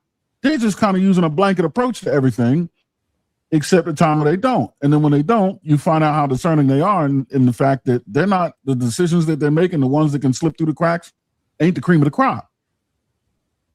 So it's not that they're discerning, they're just blanketing. Yo, they behave on a whim, I'll say. Go ahead. Let Black America go, man. Black America. Black, what up, my man? Good to see you, Good morning, Jay, Iceman, Hemp, fantastic. Everybody, good morning in the chat. Leave me out of the good morning thing. No, I said Hemp. No, leave me out of it. Oh, well, all right, screw you. But so, he took his ball. I'm going to use a word that I haven't used before, and this is directed at you, Hemp. I think you have had too much motion for too long to understand the plight of other men, right? Because you have had an extreme abnormal amount of access, right? When other men just haven't. So I've been listening, and I had a couple of questions for you. Okay. How many women that you were in a long-term relationship before your wife, of course, did you leave? And when I say long-term, I mean more than 2 years. How many of those women did you leave? Have you ever been in a relationship 2 years? Have you ever been in? Yeah, that's probably a better question. Shit. Have you ever been in a long-term relationship that you left? Negative Ghost Rider. The pattern is full. Yeah, that's barely. You lucky you put. So this is so 25 months. Nigga, I would have been out. But you said 2 years. Right. So this is the problem with that. And I don't know if you will see it like this, but most men, they wouldn't have left that first person that touched them if the environment and the situation hadn't changed, right? Not most men, right? This goes a little bit back to your monogamy thing. Most men would have stayed with that first person with that puppy love if the environment hadn't changed, which means those men didn't change. That woman left them. We don't leave women for the most part. They leave us, right? So the divorces and all of that stuff, boyfriend, girlfriend breaking up, men aren't just, you're not throwing away your piece of vagina. You're just not going to do that. Okay.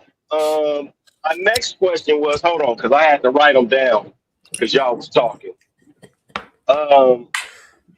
You did Rick James a woman's bed.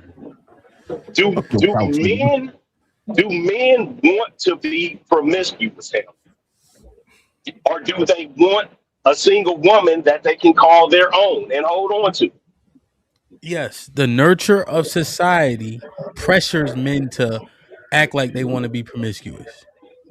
Okay, so pressures to act like they want to be, because I'm listening to what you're saying, and I'm going to combat that with, before you got married, we all know the story. You told your wife, hey, you need to make up for everything that all of these other women are doing.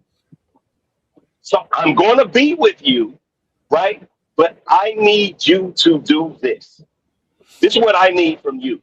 So it's not that you want to be promiscuous. It's just you as a man are not getting everything you want in from that one person. You see what I mean?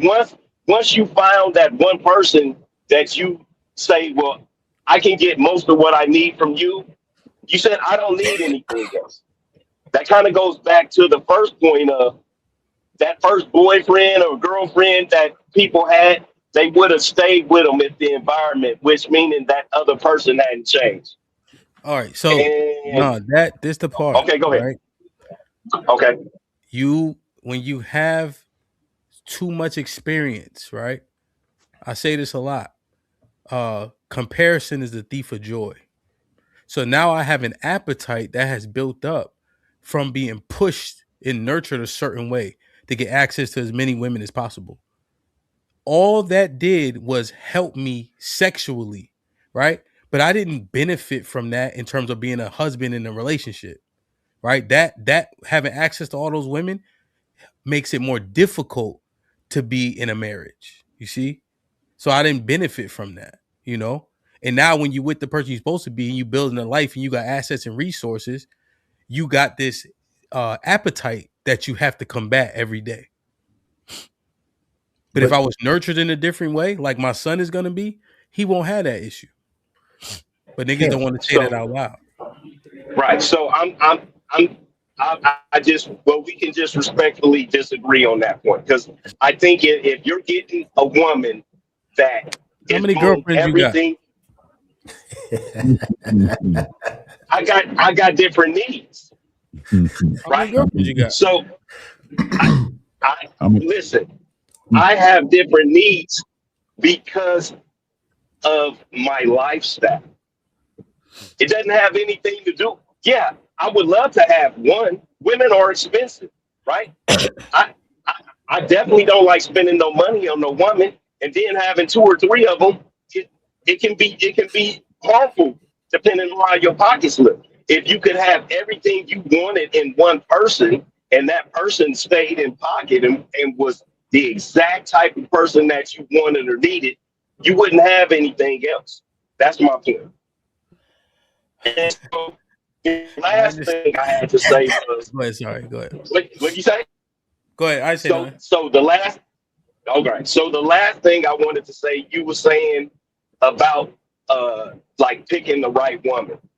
They don't start out as the wrong woman. Hell, once again, when we pick these women as men, we are picking what's our best option that we can get. Right? If you can get a Holly Berry, you can get a Holly Berry. If you can only get a Lizzo, you can only get a Lizzo. Right? So a lot of people say the same woman you marry is not the same woman that you divorce. Right? I don't know if you've heard that before. People start out as an honorary, vindictive woman. They start out as sugar and spice and everything nice. So it's not the man changing. It's the women changing. I'm gonna use one of your words, modus operandi. Right? The women are changing basically who they are, what they want, and what they want to do. And them being autonomous beings, we can't do anything to curtail them. All right. Now let's start the show. Oh, last thing. You were talking about the white people and their population decline. Ability, right?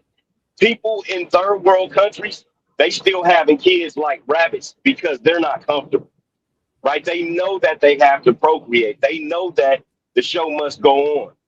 Greece and all those other places that you named, their lives are comfortable. They're not having wars. They're not having famine. Africa, they can't even feed their people, but they still having kids. Mexico, they got drug cartels and everything, but they're still having kids. So it has to do with comfortability. Universe 2025 or 25 project, that will kind of give you a deeper explanation of what's going on. That thing with the mice. Even though I know you hate animals. No, I seen it. I don't like animals that much. I've seen it. Let me say this real quick too. Niggas who've been taught to have multiple women and be promiscuous, right? You know what happens? They're faking a modus operandi in these monogamous relationships, in these monogamous marriages, because they never knew anything different. They never been coached anything different, right? So now to assume that when those relationships terminate, it's because what? He controlled the one biological imperative that he seemingly couldn't for his own life. See, the nurture and nature argument doesn't support you saying that the women changed, right? It would be the man trying to not play into his alleged nature, and then he's trying to fight how he was nurtured. So that doesn't support you saying the woman changed. Now it's the man trying to mask his behavior and unable to do so. So what you're saying is all the men are has cheating? more merit than what you're saying. So you're basically saying that all the men are cheating. No, I'm saying that people don't change, they mask. And so now you have a twofold masking that men have to do. Both their biological imperative, right? For their desire for multiple women, and then being nurtured to obtain multiple women, and then being in a monogamous marriage where they're trying to maintain mask those two things. How successful are most men when temptation is fucking leaps and bounds of what it was 50 years ago? So once again, I don't think that, because most men, once again, you've been sexy for too long. Most men can't get a bunch of women. Most men don't have access to women. You've had too much motion for too long. You don't know.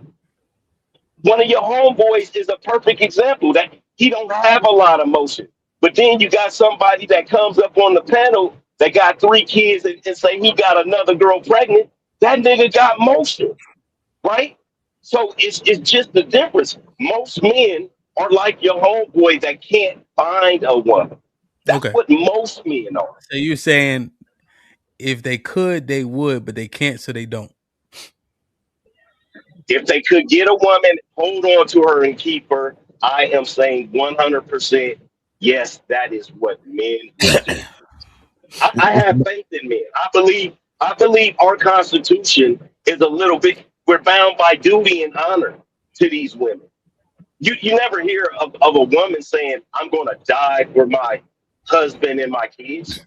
A man, it's not even a question if you're going to die for your wife and kids as a man. It's not a question. It's not even a thought. Yeah, I understand. Yeah, I think just in terms of relationships, average body count of men. Yeah, no, I think that is a good retort, right? If he could, he would, but he can't, so he don't. I mean, I think that's fair. It's cake, so he ain't. By the way, cake, so he ate it. What? No, ain't. He can't, so he ain't. Oh, I don't know what they said. I just said it. Oh, that's better. Okay.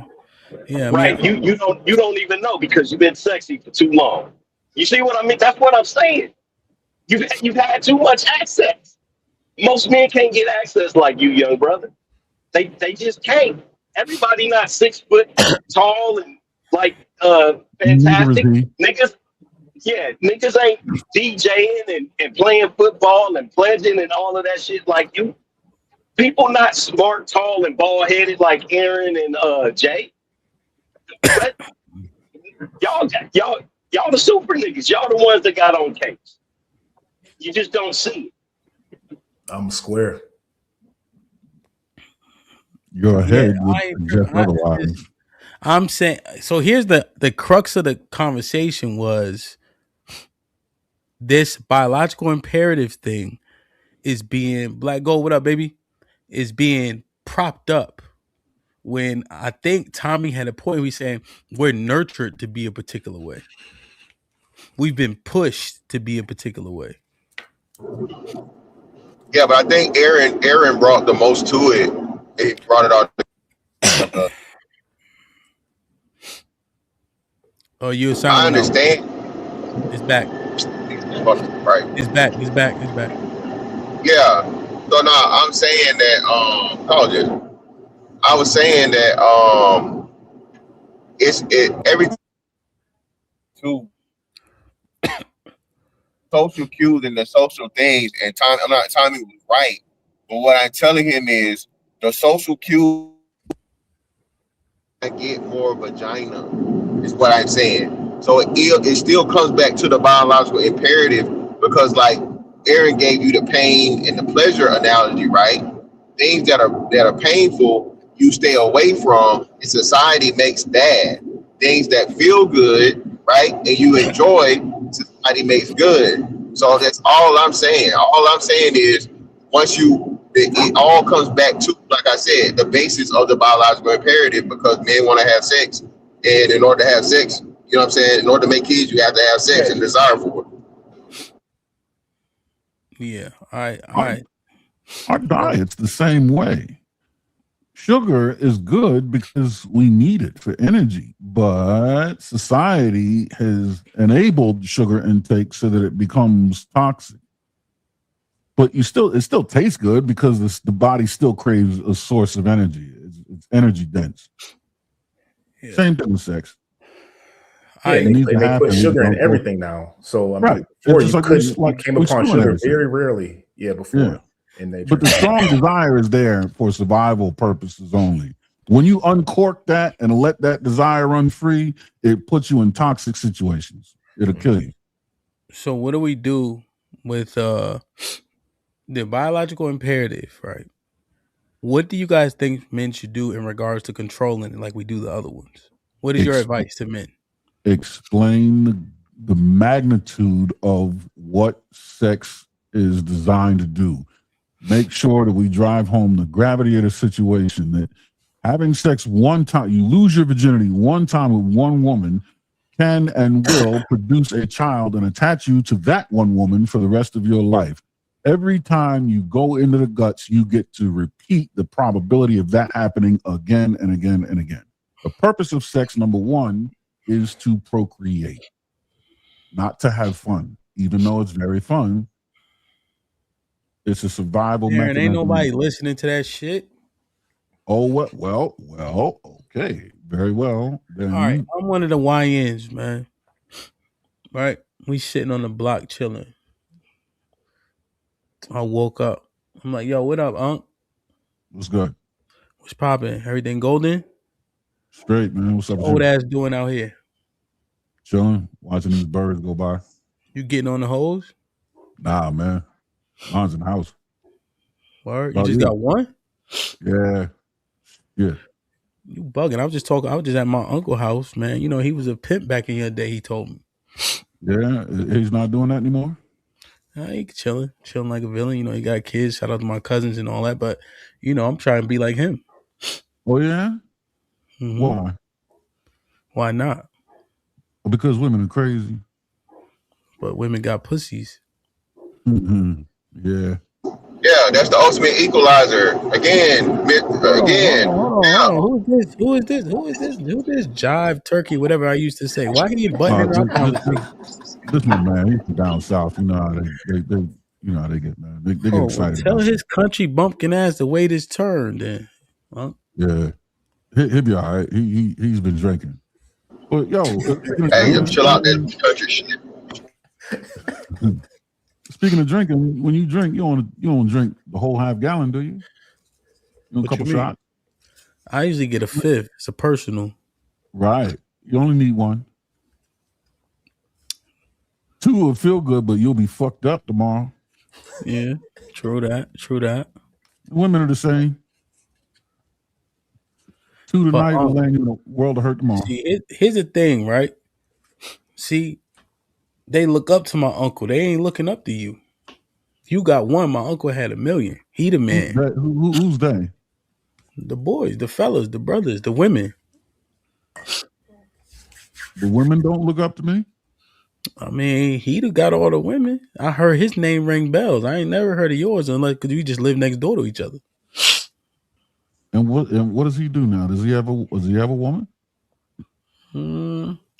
Nah, he probably gonna die alone, but nevertheless, when it was his time, he was lit. Yeah, I'm not gonna die alone. I'm gonna be ushered up out of here. In the words of a great philosopher known as Alpo, niggas die every day, B. I'm trying to get mine while I can. Hey, you gonna go over there and wipe your uncle's butt when he can't get up out of bed? Up with Duke. This your man, Unc? Yeah, no, we got the same barber. I'm saying, like, why these old niggas keep interjecting? Senility, man. I told you we've been drinking. You gotta forgive them. What you got to say, man? Your man's what you got to say, man? You said I'm your trying uncle, to get some advice from y'all old niggas, and y'all niggas not edifying young buck, me. listen up real quick, man. From somebody who's been out the game for a long time, man. This young life is fleeting. It goes by fast. Before you know it, you're gonna be bald, hairline receding, knees gonna be popping. Yeah, okay. In the front is there. Let me see the top of the crown. Okay, I see. It's kind of. Hey, I saw some scalp. So hey, this young life, man, have fun while you can, man, but you got to prepare for your future. Don't nobody want to be in the hospital. I worked in the hospital, man. Don't nobody want to be in the hospital without nobody coming to see them, nobody to take care of them. You don't want to be in the hospital in the first place. You want somebody there that's going to be able to take care of you. You want a wife, a partner in life. You know what I'm saying? You want to have some kids that's going to love you enough to stay around close enough to you to be able to take care of you later in life. Because you're not going to always be out here hooping, running around with these little scallywags, bro. Y'all niggas, y'all know where we at. And a lot of stuff lasts a long time, man. You know, herpes, you know, a lot of other bumps and stuff out there, man. A lot of stuff get on you, change your whole life. So you don't want to be dibbling dabbling with all these scallywags like that, man. You want to settle down. You want to find a nice good one, and you want to start building something. So in the future, you ain't in the house like your uncle, drinking and smoking. You want kids, young blood? Y'all niggas just preaching, man. No, do you want kids? Last time I had to go, I got sent up. Keisha would come on Tuesday, Rhonda on Thursdays, and Shaniqua every other Saturday. You think I give a fuck about what y'all talking about? And when they wasn't with you, where was Keisha, Rhonda, and Shaniqua? Who was they with? Okay. They was up. I saw the Instagram. That Keisha, she from over on Fifth, right? I saw her on Day-Day's Instagram. Oh, that Keisha. That Keisha. Oh, yeah, Johnny's daughter. You know, he been locked up for a while. Johnny, yeah. Yo, y'all better chill talking about my bitches. Y'all better chill with that. The choo-choo was in town. Yo, relax. See, y'all old niggas about to get y'all. Keisha. Yeah, I tell my son to stay far away from Keisha. He better. Yeah. You want kids? Oh, they're gonna start calling my son old Braille boy. Who? Do you want kids? I don't know. For what? I don't know. You better stop fucking if you don't, because that's what they will show up. Oh, what the fuck I need a kid for if he could grow up to be another worker? No, you don't. I agree. But what do you think happens when you fuck? I know you're not strapping up. Huh? I said I know you're not strapping up. What happens? What do you think happens when you fuck? Children are born. You trust this woman to make sure that your kid ain't. What you gonna do? Push it on the steps? I don't think so. You keep on the path you want. You're gonna have a whole bunch of workers. Yeah, man, my pullout game. Your pullout game? Yeah, niggas know me around here for that, for multiple reasons. You heard? Man, look, do yourself a favor. Just put it in a butt. The pullout game is not. That's too many rolls of the dice. At, man? Too many rolls of the dice. Pullout game ain't shit. You know what the pullout game got me? Put him in the fucking bed. Get him out of here. Come on. Fellas. Yo, y'all not gonna get through to the old niggas or the young niggas with that talk. I'm gonna tell you that now. Hey, for that guy that you was portraying, we might not, but for some we are, man. For some, yeah, like 99% of them, you are not gonna get through. Well, I'm curious to know what will. What do you think? I had to think about it, bro. But that shit. Oh no, you put me on the spot. Yeah. But you get to think. No, OG, I do a better job than y'all two for sure. What up, I talk about legacy too, man. I'd actually if I was having that serious conversation, not joking around, I'd ask him, how do you envision your life? What is life for you? Is life these 5 city blocks that you live in right now that you don't ever want to get outside of? Because it's a whole wide world out there to expand yourself with, of understanding all different types of pleasures in life that don't end between a woman's legs. So what do you want your legacy to be? Do you want your legacy for people to look back at you and be like, oh man, remember when he was a pimp and he had all them girls? And now he up in the house by himself, drinking and smoking, not doing nothing, out with his Gucci slides on, telling us all his old stories. Or do you want people to be able to feel your presence when you walk in a room and see an accomplished human being, a world-traveled, well-accomplished, educated human being, and leave a legacy to your future generation? Let me go. Somebody who gonna be the what up, OG? 45 degrees out here. You out here with a tank top, man. What's going on, man? Wait. Who's the kid? Me. You the kid, Aaron? Yo, what up, OG? 45 degrees out here. Why ain't you got a shirt on, man? Relax, my nigga. You got a collar shirt on. Man. What's crazy? What's good, man? What you little snotty nosed niggas want, man?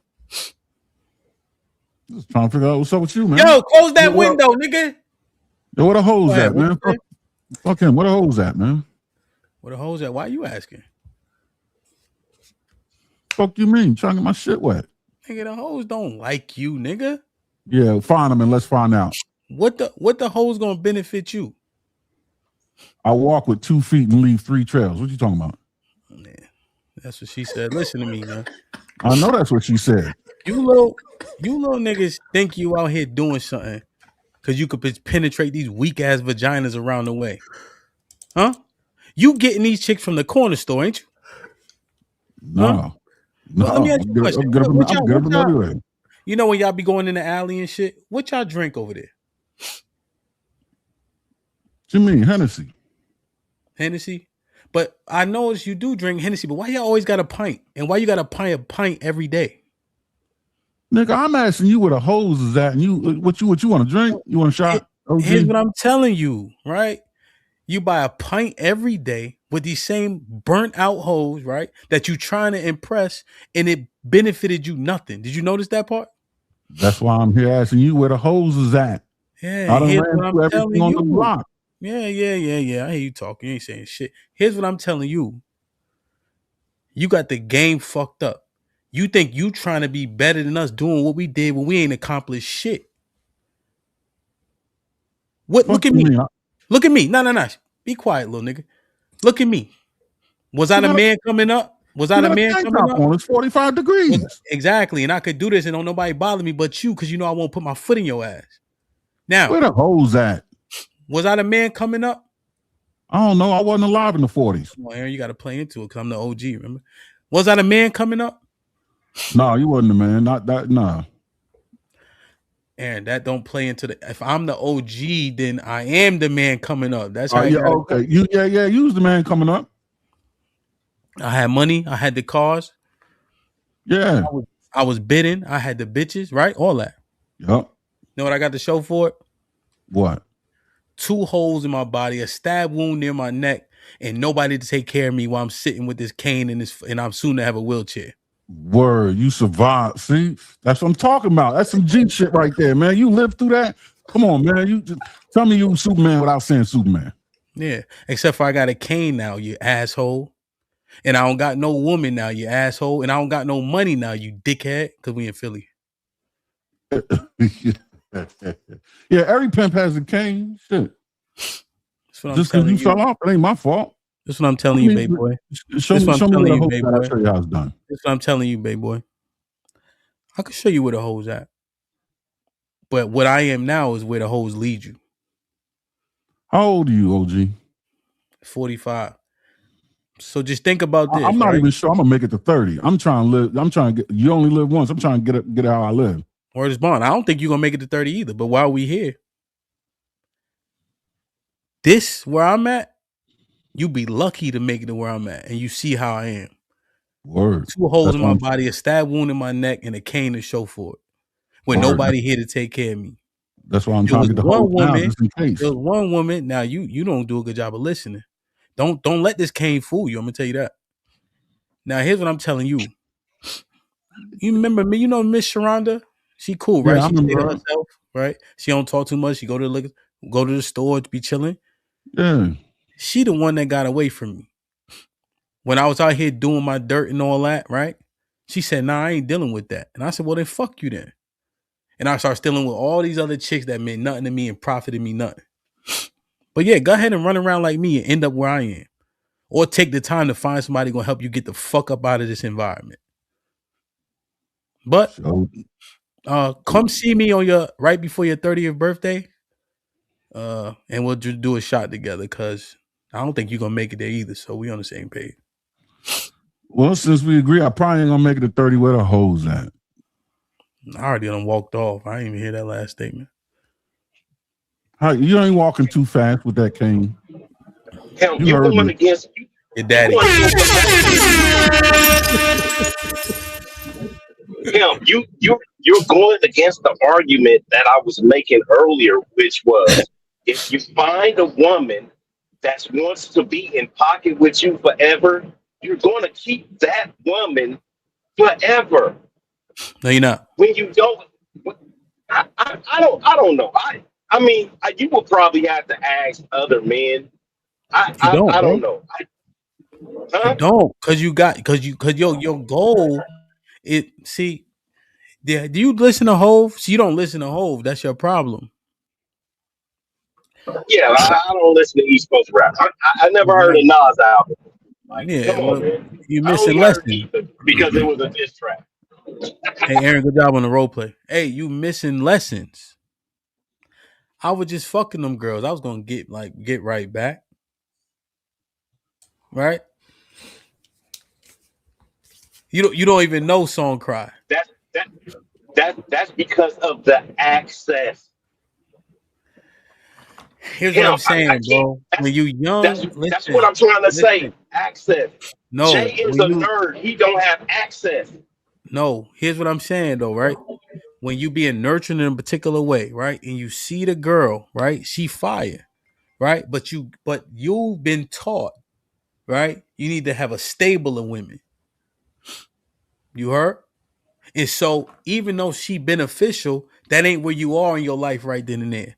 And so we keep on pushing. And then we get so far down the road, whether it be gangster shit or whatever the case is, right? And we look back and she ain't gonna be there no more because she got her morals intact already. That's what I'm telling you. That's what really be happening in these. I don't think. Let me ask Aaron. Aaron, did your dad, uncles, or somebody, did they push you to have multiple women? No. Or encourage you to have multiple women? No. And Jay, did your father push you to have multiple women? No.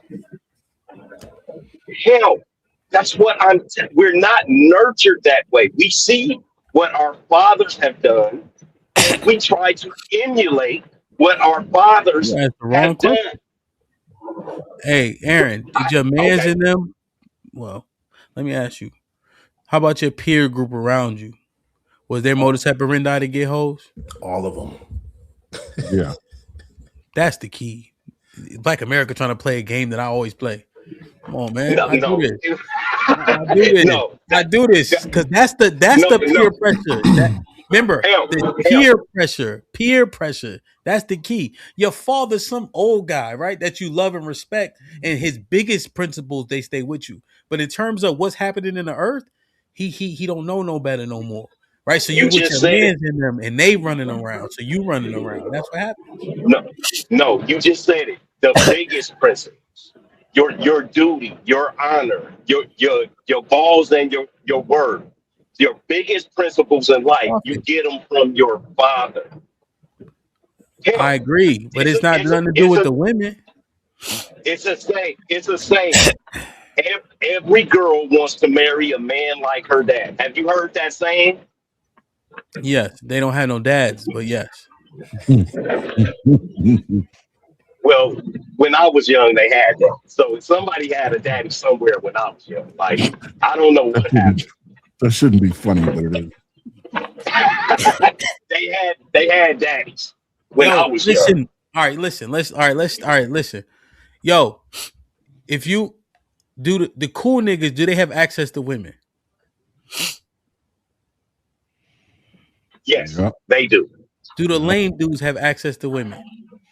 No, they don't. Can money unlame a lame? Whole lot of it. In terms of what they say, it can get you access. Stephen Hawking had a damn woman, and this nigga was a paraplegic in a wheelchair. So, oh my god! But we see guys it can get you access that have money and they still lame. Like specifically, there's two guys that have a popular channel, and they're both still very lame when it comes to women. I mean, they get it right, 2 times out of the day, but they're still very lame.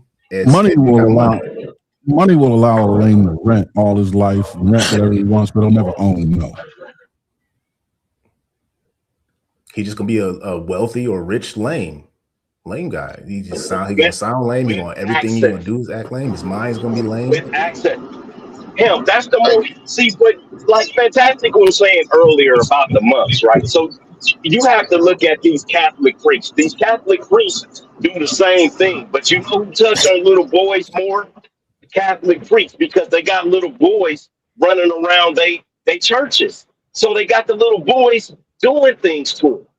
Because that's all you want is the access, Al. I'm telling you, I don't know. Maybe you see it different. Well, I'm just saying this. I know what the peer pressure is, right? I think that if men can fight other biological imperatives and then this is also should be a part of that equation, right? For us to it's only 2, nigga. You can't fight them. Hold on, boo. Hold on. You can't fight them. It's only 2 of them. If you fight the other one, you get yourself up out of here. You see yourself the motherfucking Uncle Charles. So no, that's what y'all keep missing. That's why it's so strong. They're only 2. They're only 2, hell. Only 2. Here's what I want us to do. Let's start preaching discipline or shut the fuck up complaining about how much the system beats us over the head. Because we don't teach discipline. We don't teach protection, even though we try to act like we do, right? And then we complain about the results of our actions, right? So if it's a biological imperative, let it be that. But I think from men who have learned from our mistakes or how we were nurtured, then maybe we need to try to mitigate the societal pressure, right? So now it's not twofold. So let's say I concede the biological imperative part. Okay, cool. But if the societal pressure is to access as many women as possible, now we doing those boys a disservice because they already got to mitigate their biological imperative. What should we be? Yeah, no, I'm with you guys. Yeah. But not him. I think you alluded to it though. Him. You gave the answer. It's not those that came before us. it's just our group. I've never had an older dude tell me, "Hey man, fuck as many of these hoes you can fuck." I ain't never had no old head tell me that shit. That was the niggas is my age. And then of course, like you said, as we mature, we know better and we do better, right? You have some dudes that have arrested development or notorious nutters and they never stop it. But I think that's just a phase count, especially in that puberty stage and early adulthood, bro. To when you have a combination of hormones with freedom, right? You know what I'm saying? I think that's where it comes from. I don't know if you can ever stop that shit, bro. I'm not saying you can't try, and I think you do a very good job. Hell, I just had to have a conversation with my fucking son, bro. I think the people our ages, and especially even in doing this content, we telling them, hey man, hey, protect your dick.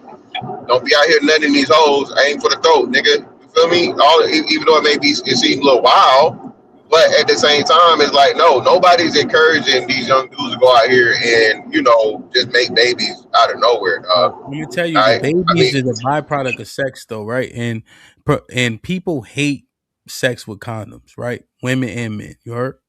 Here's what I'm saying. So for my son, right? I'm gonna say, yo, get married, right? And I look at it like practice.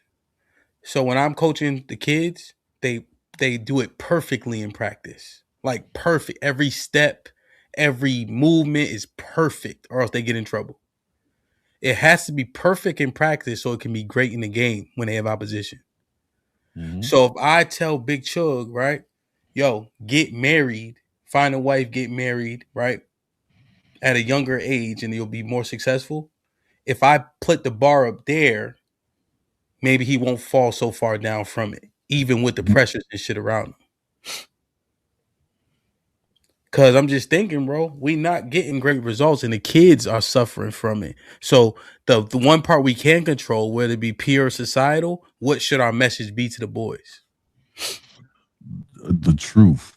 Honest. Look, God already set up everything. The Creator put it all in place. We just lean on exactly that. We don't add nothing to it. We don't take nothing away from it. Explain to them the purpose of sex, what it leads to, and when you do arrive at that conclusion, the best way to carry out raising the results. Marriage, children, procreation, lineage, legacy. That's it. And you got one dick, son. You can only fuck one at a time. So all this multiple shit is for the birds. Lock in, have your family, do like me and your mother did, and get on down the road. Okay. Anybody else? Excuse me. Like, aim high and hope, like you said, aim high, and then hopefully they don't fall down too far. Like you said, huh? I mean, that's the best you can do.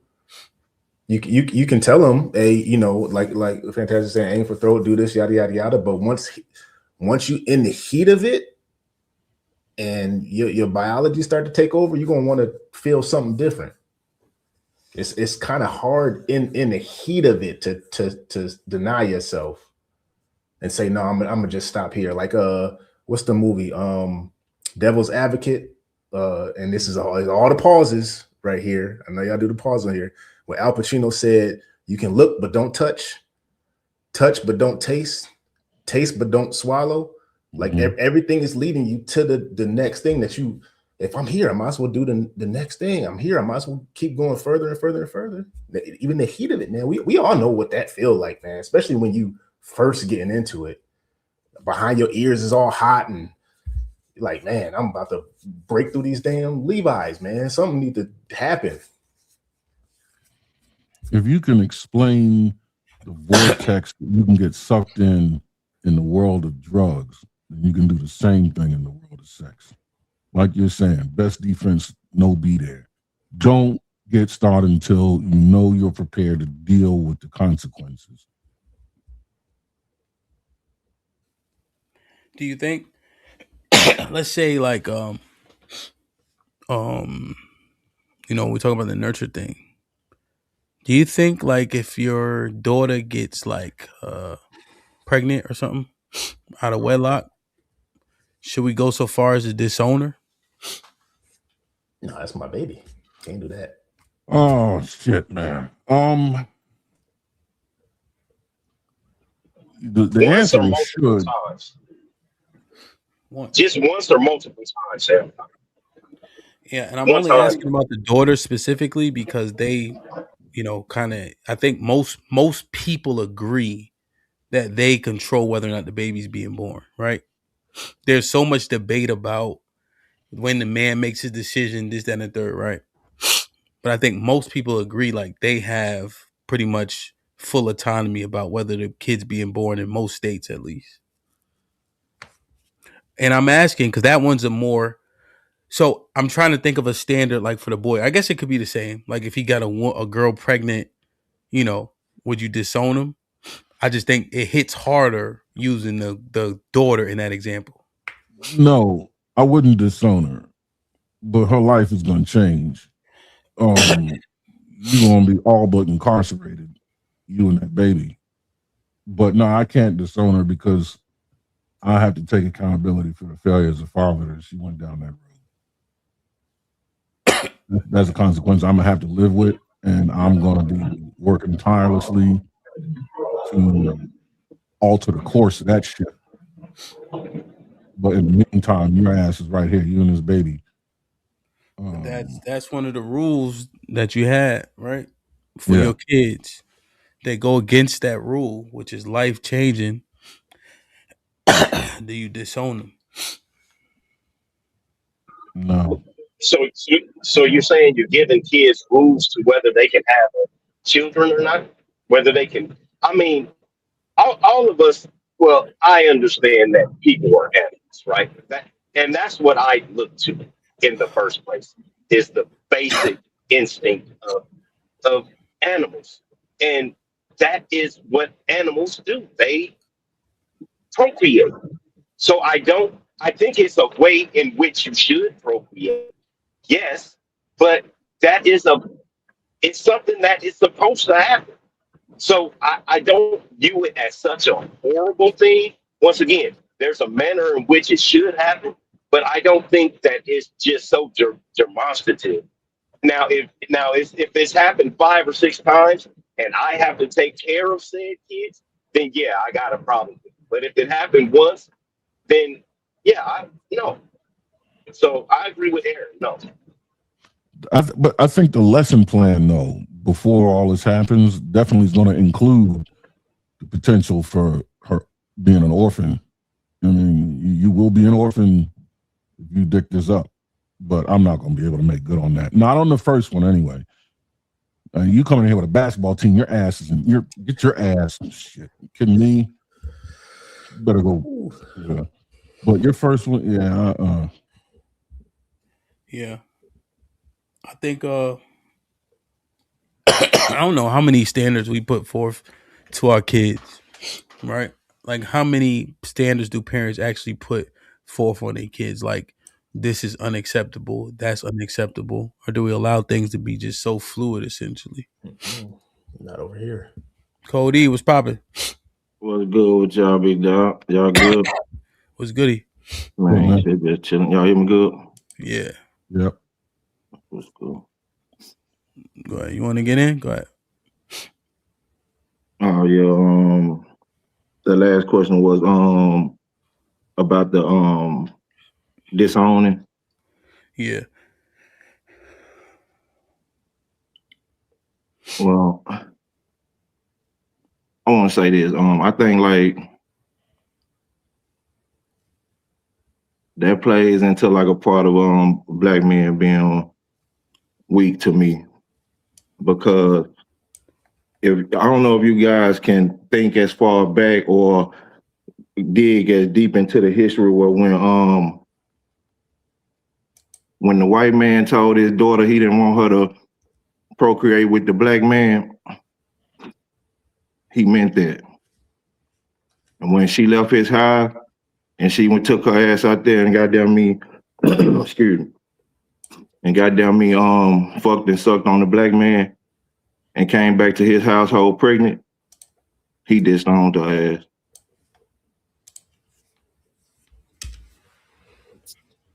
Yep. We willing to allow our children to do any and every. Yeah. We willing to allow people to do any and every to us. You understand what I'm saying, big dog? Yeah. We got to get past that shit. All that all-inclusive shit gonna be the end of black folk, big dog. Mm-hmm. We got to shake that bullshit, big dog. Real shit, bro. Real shit.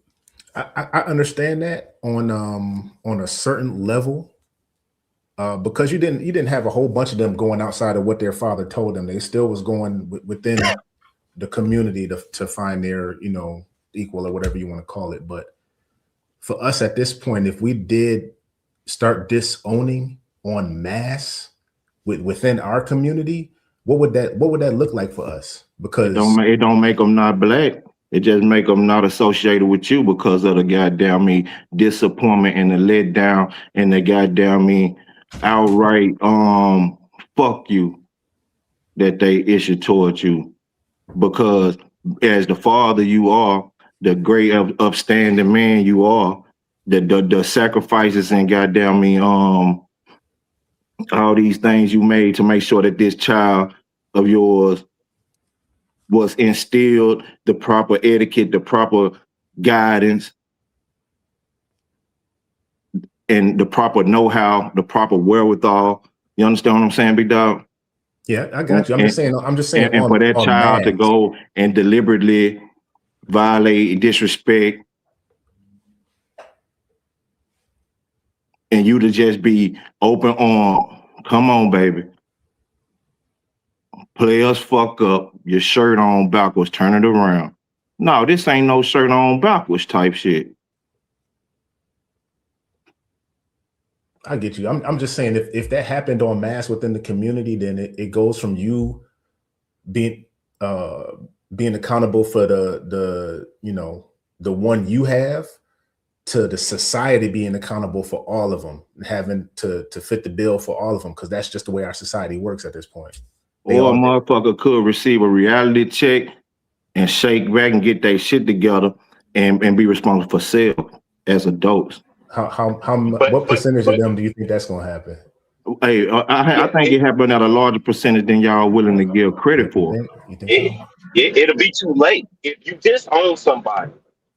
If you disown somebody, what you're doing is you're cutting off, once again, access to the things that people need. When people come home from prison and they don't have nobody and they can't get a good job and all of these things, you know where they're going? They're going back to prison because they don't have access.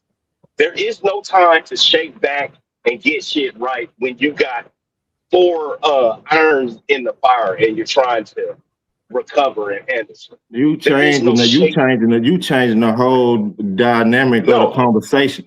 Yes, you are. No, sir. Yes, you are. Okay, so all right, so I'm gonna take a step. No, back, you can't do the conversation like that, big dog. So if it's a woman who has a child or a young lady who has a child, or a man, or your son, if that bastard take his silly ass out there, impregnate a girl, and he ain't gonna be responsible and man up to be a father and a husband to that girl, his bitch ass ought to be disowned also.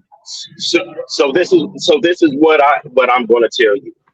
When is it ever been in this country that men have not been held accountable, especially when it comes to having kids? By other men, you right. You right when it comes to the government. So every man is responsible in one shape, form, or fashion. Oh, that ain't the conversation. No, that ain't the conversation, man. Young man. Y'all want to hold on to these whole ass talking points and just talking point through the goddamn conversation. That's not the conversation, big dog. You're talking about him not taking care of his seed and not being responsible. We talking about disowning. We talking about disowning some motherfucking body who deliberately disrespected the parent and the guidance that the parent set for. So by having a child, you're disrespecting your parents? By going out and goddamn me creating a child out of wedlock and you living in your parents' household. We're not talking about goddamn me adult goddamn me independent motherfuckers. Okay, so once again, I'm gonna explain it to you, right?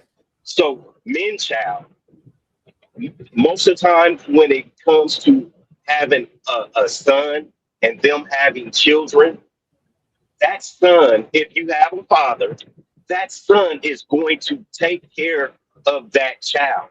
If you have a son that has a child, the government is going to hold that father responsible. That ain't the conversation I'm having. You can have that conversation with yourself, big dog. That ain't the conversation I'm having. I don't understand. It's just me. I'm not understanding your conversation. Yeah, maybe I'm not seeing it the way you see it. So Cody, what you're saying is pretty much the disrespect from them going outside of your teachings up until that point is enough for you to just it's total black and white for you. They gone. They out the family. It's a lesson that needs to be taught, and you're not gonna get it across by coddling that motherfucker. So do we make a distinction between coddling and stringent correction? Because what I proposed was not disowning, but I'm not going to coddle her either. Like I said, her life is going to be right up there next to incarceration. She's going to be on a leash so tight, it's going to be hard to breathe. But it's still going to be your responsibility. She's always right. Yes, right. Because her initial mistake, I'm going to take I have a sense of responsibility to that, and I failed in teaching her or guiding her the right way. Now, after that, like I said, you did that already. You did that already. No. I'm saying after the first one. But you did that already, grazing her. You already gave her the standards. He's saying. No, right? I gave her the standards. Now you're correcting yourself. 100%. But that's like saying you go into jail. If you go to jail. You go to jail for the rest of your life, no matter what the crime is. Society disowns you when you go to jail. When you commit a goddamn felony and you come home from the penitentiary or you're released off probation, society says that until you have been without felony conviction within the last 10 years on damn near every application you ever seen, then you are susceptible to not be hired. Right. And most companies don't stand by that, big dog. Right. So society X you out.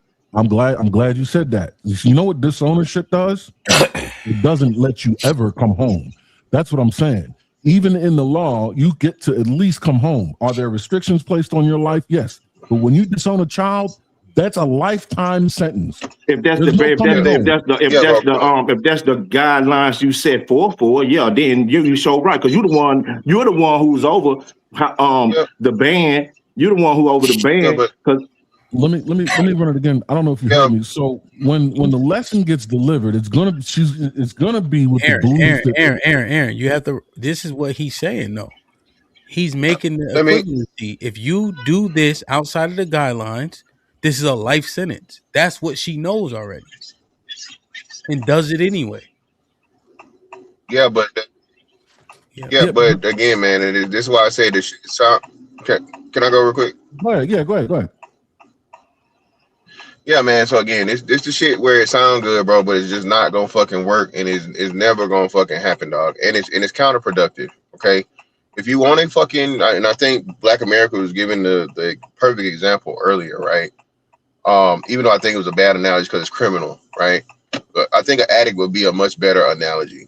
If you want an addict, okay, to motherfucking, get off of addiction, you don't just leave them to their own devices. You have to set a framework, and you have to do what Aaron was talking about as to where, hey, you fucked up, but in order for us to correct this and we can't undo it, we can make it better. So what you do is you bring her in closer because you can't undo it. Okay. All right. And I don't agree with Aaron on the part of the whole thing to where you're a failure if your child decides to do something outside of your teaching. I think that's another thing where we fuck up too. Do you do that once your child is grown? Go ahead. If your son is a homosexual, do you do that with him? What you mean? You pull him closer? That's totally different. No, that's totally different though. You got standards, right? So so here's the thing: when a child pushes your boundaries, they call your bluff. So you saying that us as parents setting parameters and standards around what our kids do or don't do, what we allow or don't allow, right? As soon as they break our standard, we fold. Wait, are we saying these people are in the house or out of the house? Well, it's a disowning. I thought it was a grown. It's grown, but disownment can be grown or this is one of them 18-year-old. Come on, y'all. Don't try to make it so it's like time where you can kind of negotiate. It's the kid that you can disown and you know that it'll affect them. Kids can stay on your so that's what I'm saying. So that's what I'm saying. No, that's fucked up because then it's not only you're not only punishing your child, you're punishing the grandchild. The grandchild isn't responsible, and the grandchild shouldn't suffer for a bad decision making of the parent. So, like I say, this shit sound fucking good. It sounds good. So it really ain't no fix to the shit. Then, fantastic. What would be what? No, it's not. Let me ask you this. What would be the what would be the fix? You understand what I'm saying, big dog? Like is that me or him? Come here. Oh, y'all can't hear me? Yeah, I can hear you. I can hear you both. Fine. Yeah, nah, you was breaking up. Am I breaking up? Was I breaking up? My fault. You were fantastic. He's clean. Yeah, fantastic. Go ahead. My bad. It's him. Go ahead. Right, it's me. Go ahead, Cody. Yeah. I was just saying though, big dog. Like, what would the fix be? Because at this rate, we just keep getting we just keep becoming goddamn me grandparents at 38 and 40, or we keep at this. If this is the what we gonna continue to do, just go along and say, oh yeah, it's good. Come on, we got the grandbaby. You good? If we keep doing that, then what's the route? So when you say keep doing that, you think this is going to be a repetitive event? No, he's saying that our parents allowed us to make them grandparents at 38, and I'm allowed to let my daughter make me a grandparent at 38. It's the same perpetual hell. It's the same generational across the generations, right? Oh, not within a generation. Yeah. But the same thing used to happen back in the day too. It just wasn't accepted societally. Like somebody said in the chat too, I was going to say it as well. They would send the woman off. They would send the girl off, and they would come back. She might have a sibling at that point in time or something. But that's still icing over the top of bullshit, though. And that's what family is, though. I understand you like, but there's no correction. That don't fix shit. That's why we in the goddamn conundrum we in right now, big dog. There's no we gotta take care of each other. There's no, I mean, isolating people is not taking care of them. Exactly. That's not go ahead. Yeah, that's again, bro.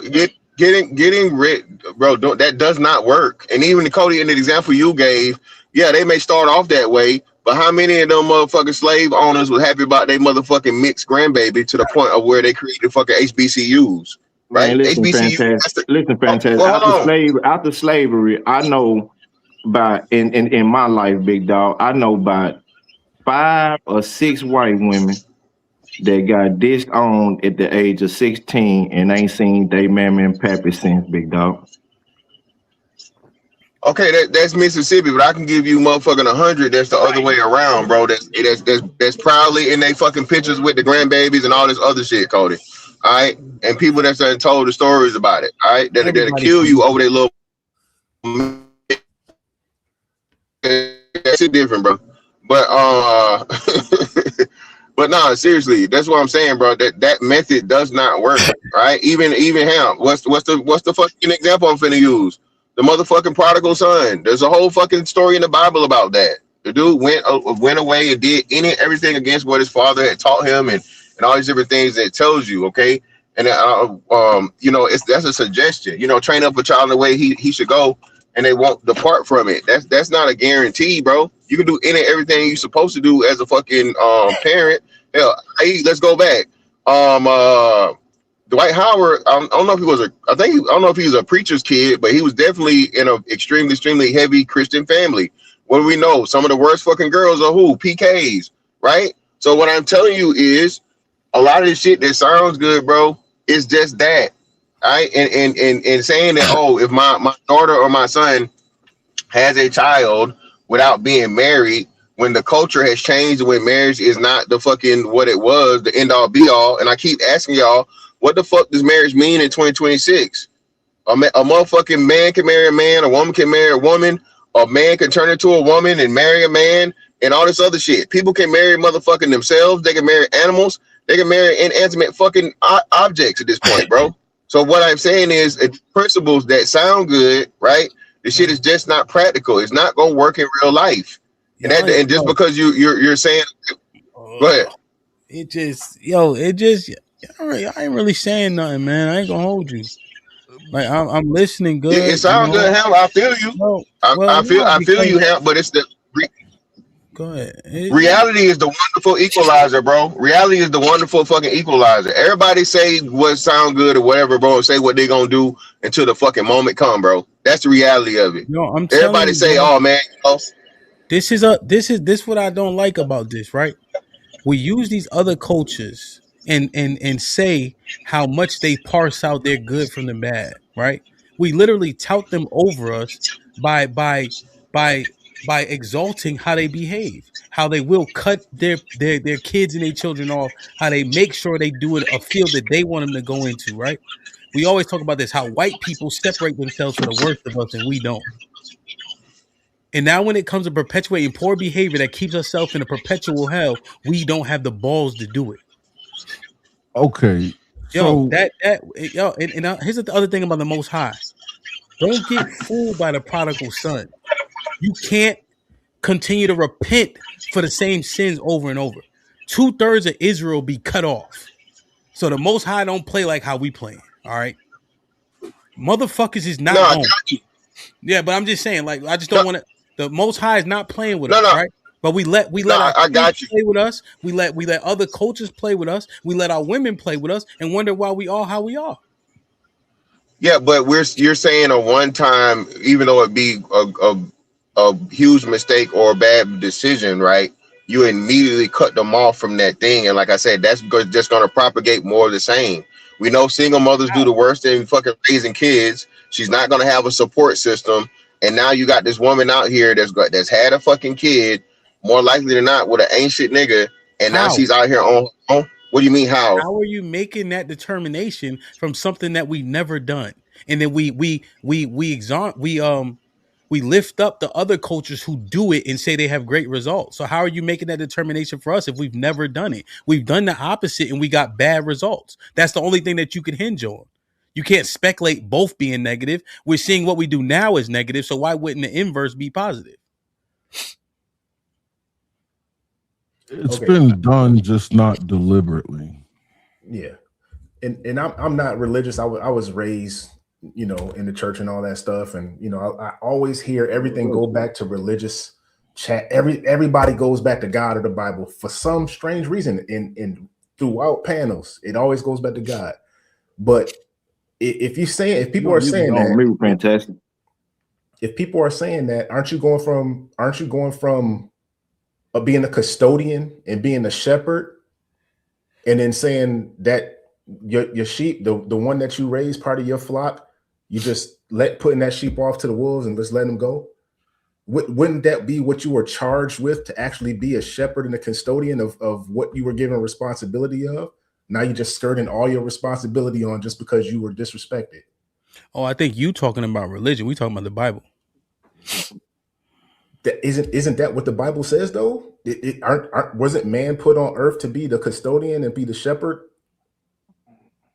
And you're supposed to take care of your flock. And what's even more close to you to your flock than your own DNA?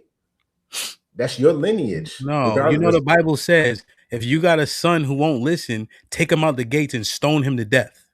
Oh, then we need to start stoning everybody. Then I wouldn't be here. No. What it is you just got to concede your initial understanding, right? Because when you really start reading the Bible specifically, you'll get better understanding. So where's the threshold for that? Then? Kids that don't obey their parents, the wage of that sin is death. They think God was nice and sweet. A God can't be nice. A God can't be all good inherently. But my question is, where's the threshold for stoning then? Yeah. So what Cody said was, if that child disobeys your lessons, disown. He didn't even say stone. I'm just giving you what the Bible says regarding kids and kids not obeying their parents. Right? It says that a kid that doesn't obey their parents will suffer. Right? Long suffering will happen if you don't obey your parents. Because of they didn't adhere to the lessons that they were given. Exactly. I don't think that the suffering is supposed to come from you. No, that is. So think about it. The lesson got to be given. It got to be taught. Yeah, think about this. Have you guys ever coached? Well, I'll just give an example. Yeah. So there was one kid, right? I said, yo, call your dad, bro. I got to beat somebody up this evening, right? Because I wanted to whoop his ass so bad. But you say, you know what? I'm done coaching you, right? This is like the second game. I'm done coaching you, right? All the other kids in line, you got the audacity to talk back, whatever the case is. I'm done coaching you, right? Disown him, wouldn't even talk to him, wouldn't even acknowledge him. He fought for my attention for the rest of the season. His behavior changed dramatically. Because if Coach Hamp ain't fucking with you, something ain't right. But you didn't get rid of him, though. Well, I'm not the head coach, you see. So I couldn't get him. I couldn't release him from the team. But you would. He couldn't play D-line, you see. I coach D-line, Coach Powell said, Coach, he's gonna be good. He's not playing for me. You could fire me right now. He is not playing D-line for me, period. And so he didn't play D-line, he played O-line, right? And he fought for my attention. I did not give it to him, you see? And his behavior changed overwhelmingly because I just cut him off. That's a minute example to when you're talking about your kid, but I saw it work in a much more superficial level. Yeah, but there was still other safety nets after you, the other coaches and stuff that didn't let him go.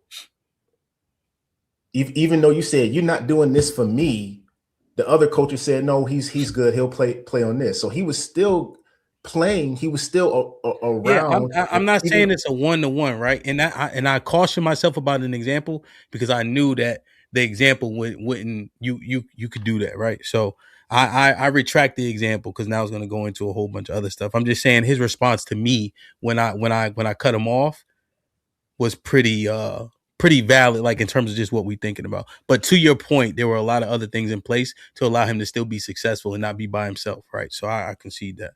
But I'm just thinking about it, bro. Desperate times. If we're in 2050, Jay, you heard the 2053 thing, right? How 2053 will be a permanent underclass, black people, allegedly. Have you heard that? No, I haven't heard that. No. Yeah, so I guess based on our money, like 2053 will be a permanent underclass, you know? And so I'm thinking about desperate people in desperate times call for desperate measures. But maybe this is too far. Go ahead, Cody. I got a question for the you guys have daughters or you guys have sons, right? Sons and daughters. Are they of age like 16? My daughter is 17. Jay, your children younger? They're young, yeah, younger. Yeah.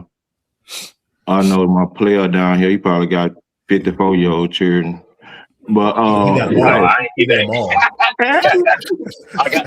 I got them all the way down to 8 years old, baby. Yeah, they got 39-year-old babies, man. Hey, look though, what I'm saying though, big dog. Jay, hypothetically, 16-year-old daughter got a boyfriend. I'm gonna have a conversation with him, but I'm gonna let you go. Yeah, ain't about no conversations. It ain't about no conversations. I'm gonna have it. You know what I'm saying? He coming home. I'm saying he coming over to the house and shit here and there, right? Jay, you allowing them to engage with each other in the bedroom with the door closed? No, absolutely not. After him and I come back from our hunting trip, he gonna understand. A lot of different things, but no, there's no you engage around the family, right? And when you go on a date, we go on a date, right? So I'm gonna explain it to you, right? Because I do have older kids, right? All like I said, HAMP seen. I got an 8-year-old too, all the way from y'all ages all the way down to 8. So this is the whole thing about it. She's 16. She got a 16, 17-year-old boyfriend.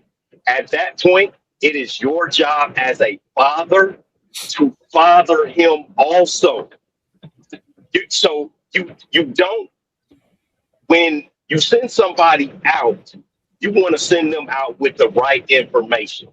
It would be bad to have a new son of mine that can't do the things that I do, and I haven't imparted. Even though he's had people before me, it is still my job as a father to impart my knowledge that I have, especially if he's going to be with one of my girls, to impart my knowledge and who I am upon him.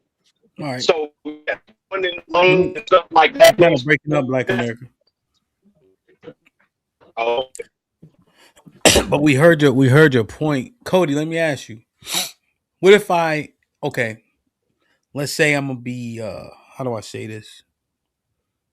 Soft, right? Can I at least put a shotgun to his head and make him marry her? Will you accept that? I ain't tripping. But my thing is, are you allowing once? See, I got a 24-year-old daughter, big dog, and she live with me. She don't have a man. I'm not a grandfather. You know what I'm saying? And it's just like, if that motherfucker so happen to think she want her goddamn man and she bring that nigga around here and fuck in my house, that motherfucker gotta go.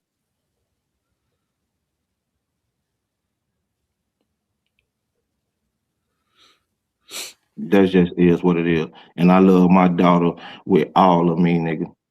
Ain't nothing I ain't done for her. You hear me? But she got to go, big dog. Yeah.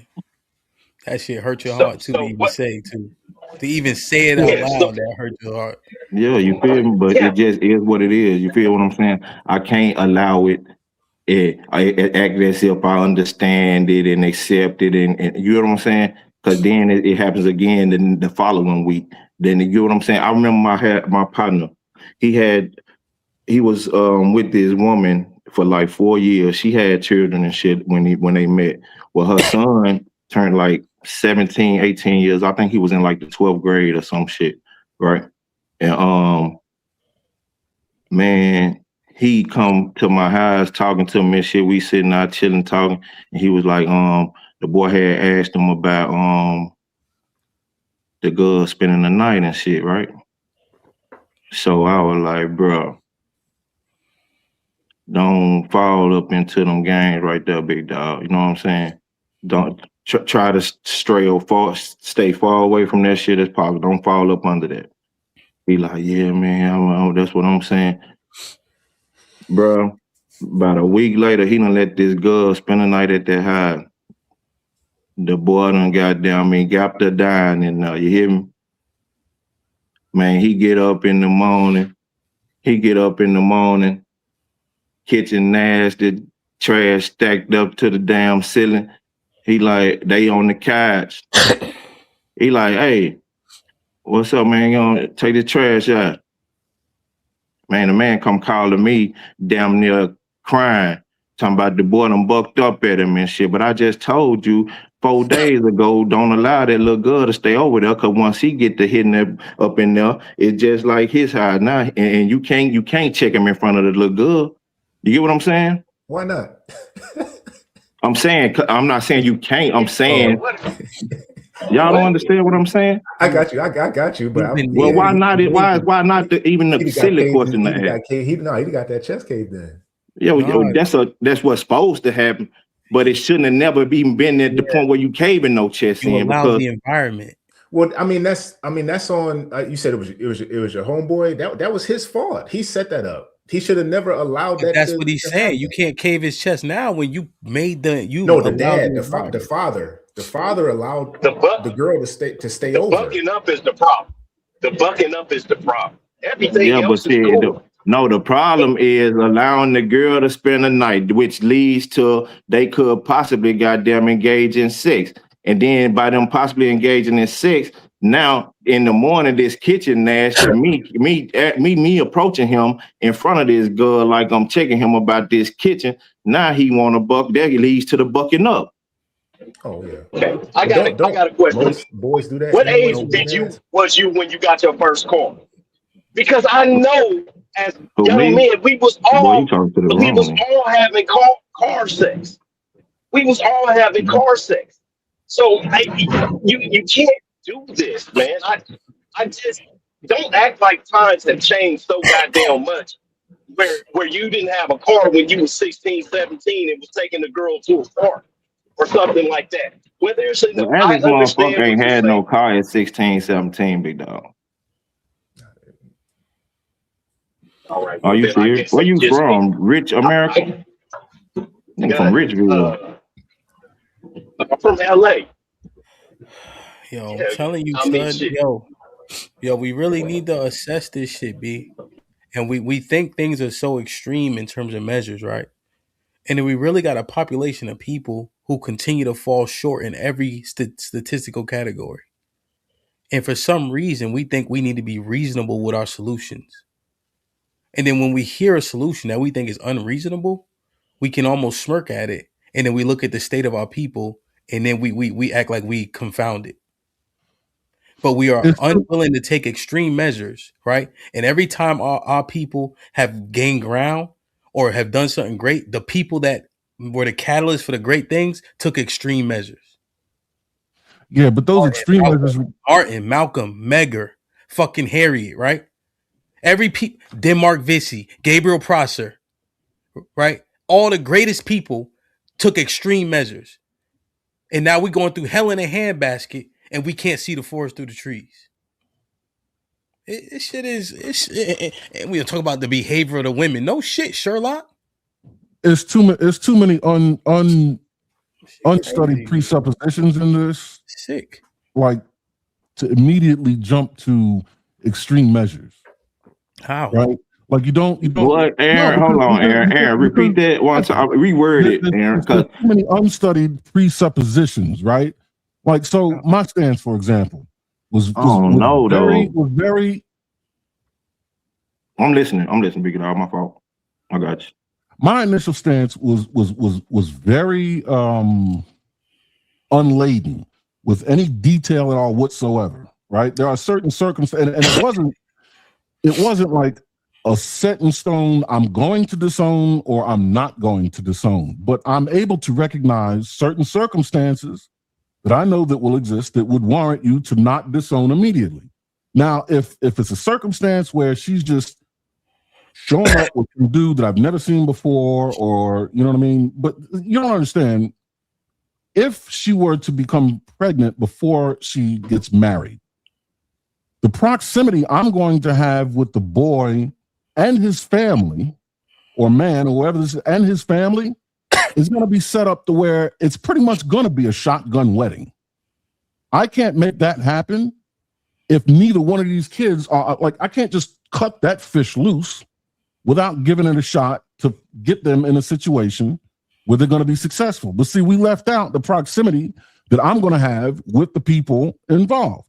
Now, if somehow this is able to escape that purview, then yeah, you're up out of here. If it happens again, but in most situations, though, Aaron, I'm talking about in most situations it does escape that, though. What? In most situations, it does escape that, right? No. I'm not talking about most parents aren't picking and choosing the. I'm not talking about most parents. I'm talking about me. Okay. Wait. I'm talking about the way I was raised, first of all, And I'm telling you you what can't I have would do. I'm not conversations gonna do like what that, most though. parents do. That shit crazy. If it does, listen, if it does escape, what you're saying, if most parents it escapes, that's fine. There's a plan for that. Get up Why out you of my talking house. to yourself though? No, I'm talking to Shit Cody. crazy, man. You can't. That's why I No, really no, don't be man, why like you coming on talking panels. You to can't yourself? have conversations like that, fool. No, I sat here quietly, and I'm telling you, I'm trying to speak now, and you're telling me you can't have a conversation. No, we're saying why are you talking about what you gonna do, right? Why are you defending what you said? Fuck it. We talking about with the masses, right? They don't have the prescriptions that that's you a grew up different with. that's a different conversation. The question wasn't asked of what the masses. He said what you would do. Would you disown your child? So he's asking me specifically. Yeah, Now, you if you said- ask me what do I think people should do under certain circumstances, then that's a different conversation. Yeah, you But that said wasn't in that this she gonna be question. under lock and key for breaking that particular expectation, right? And you said that now the part you added is like, yeah, like the shotgun wedding. You're gonna make sure that they be in a relationship. Correct. Okay, and you're gonna have a That's the close whole purpose proximity of to their remaining on the family. lock and key. That's what I asked Cody. I said, do you think that the shotgun wedding modus operandi is maybe the next best step? Disownment 1, shotgun wedding 2. Like what did he think about that? And what was his response? I said, yeah, that would be a good thing too. You know what I'm saying? Right. See, that's what I'm saying. That's the point that I'm making. It was presuppositions before that what led you to asking that question. Ain't that many other options though, Aaron? Yeah, ain't many more options. And then I asked in the beginning before I was asking like what other option outside of that, and nobody want to give me none. You know what I'm saying? And then no, I'm giving them to you now. I was letting the conversation happen between other people, right? But that's what I'm saying. When I'm having a conversation, that's why I'm saying you got to discuss all of these details. All right, let me read these real quick. YME with the $5 says boys are taught to not be promiscuous.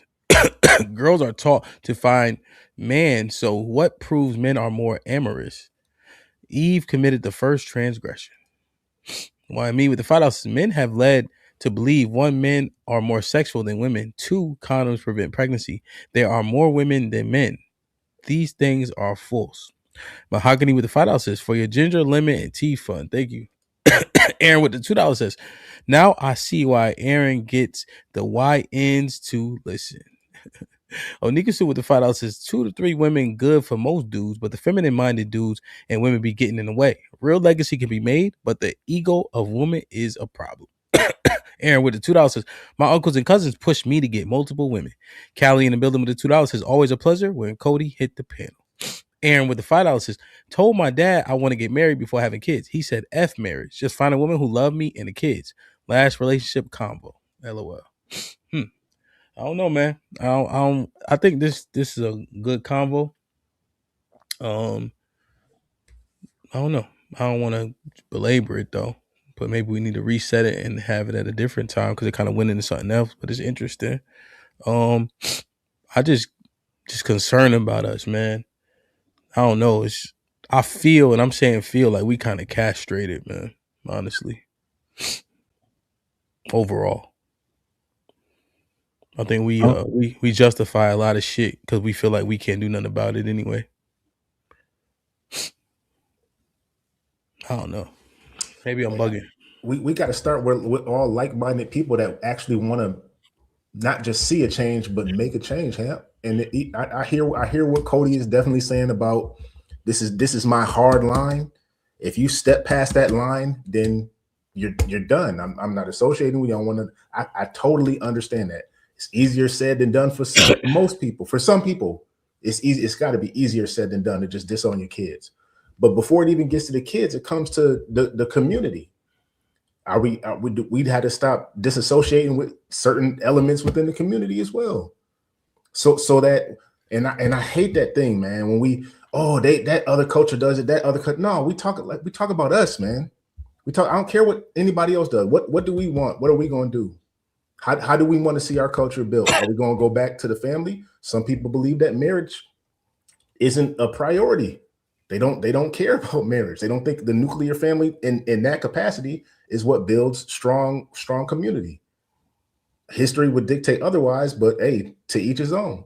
But where do we start to disassociate from the bad elements within our culture to where they stop associating all black people with the negative aspects that certain people do within our community.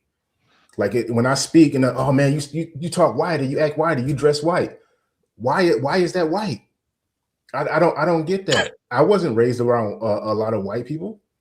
I was raised in a black community.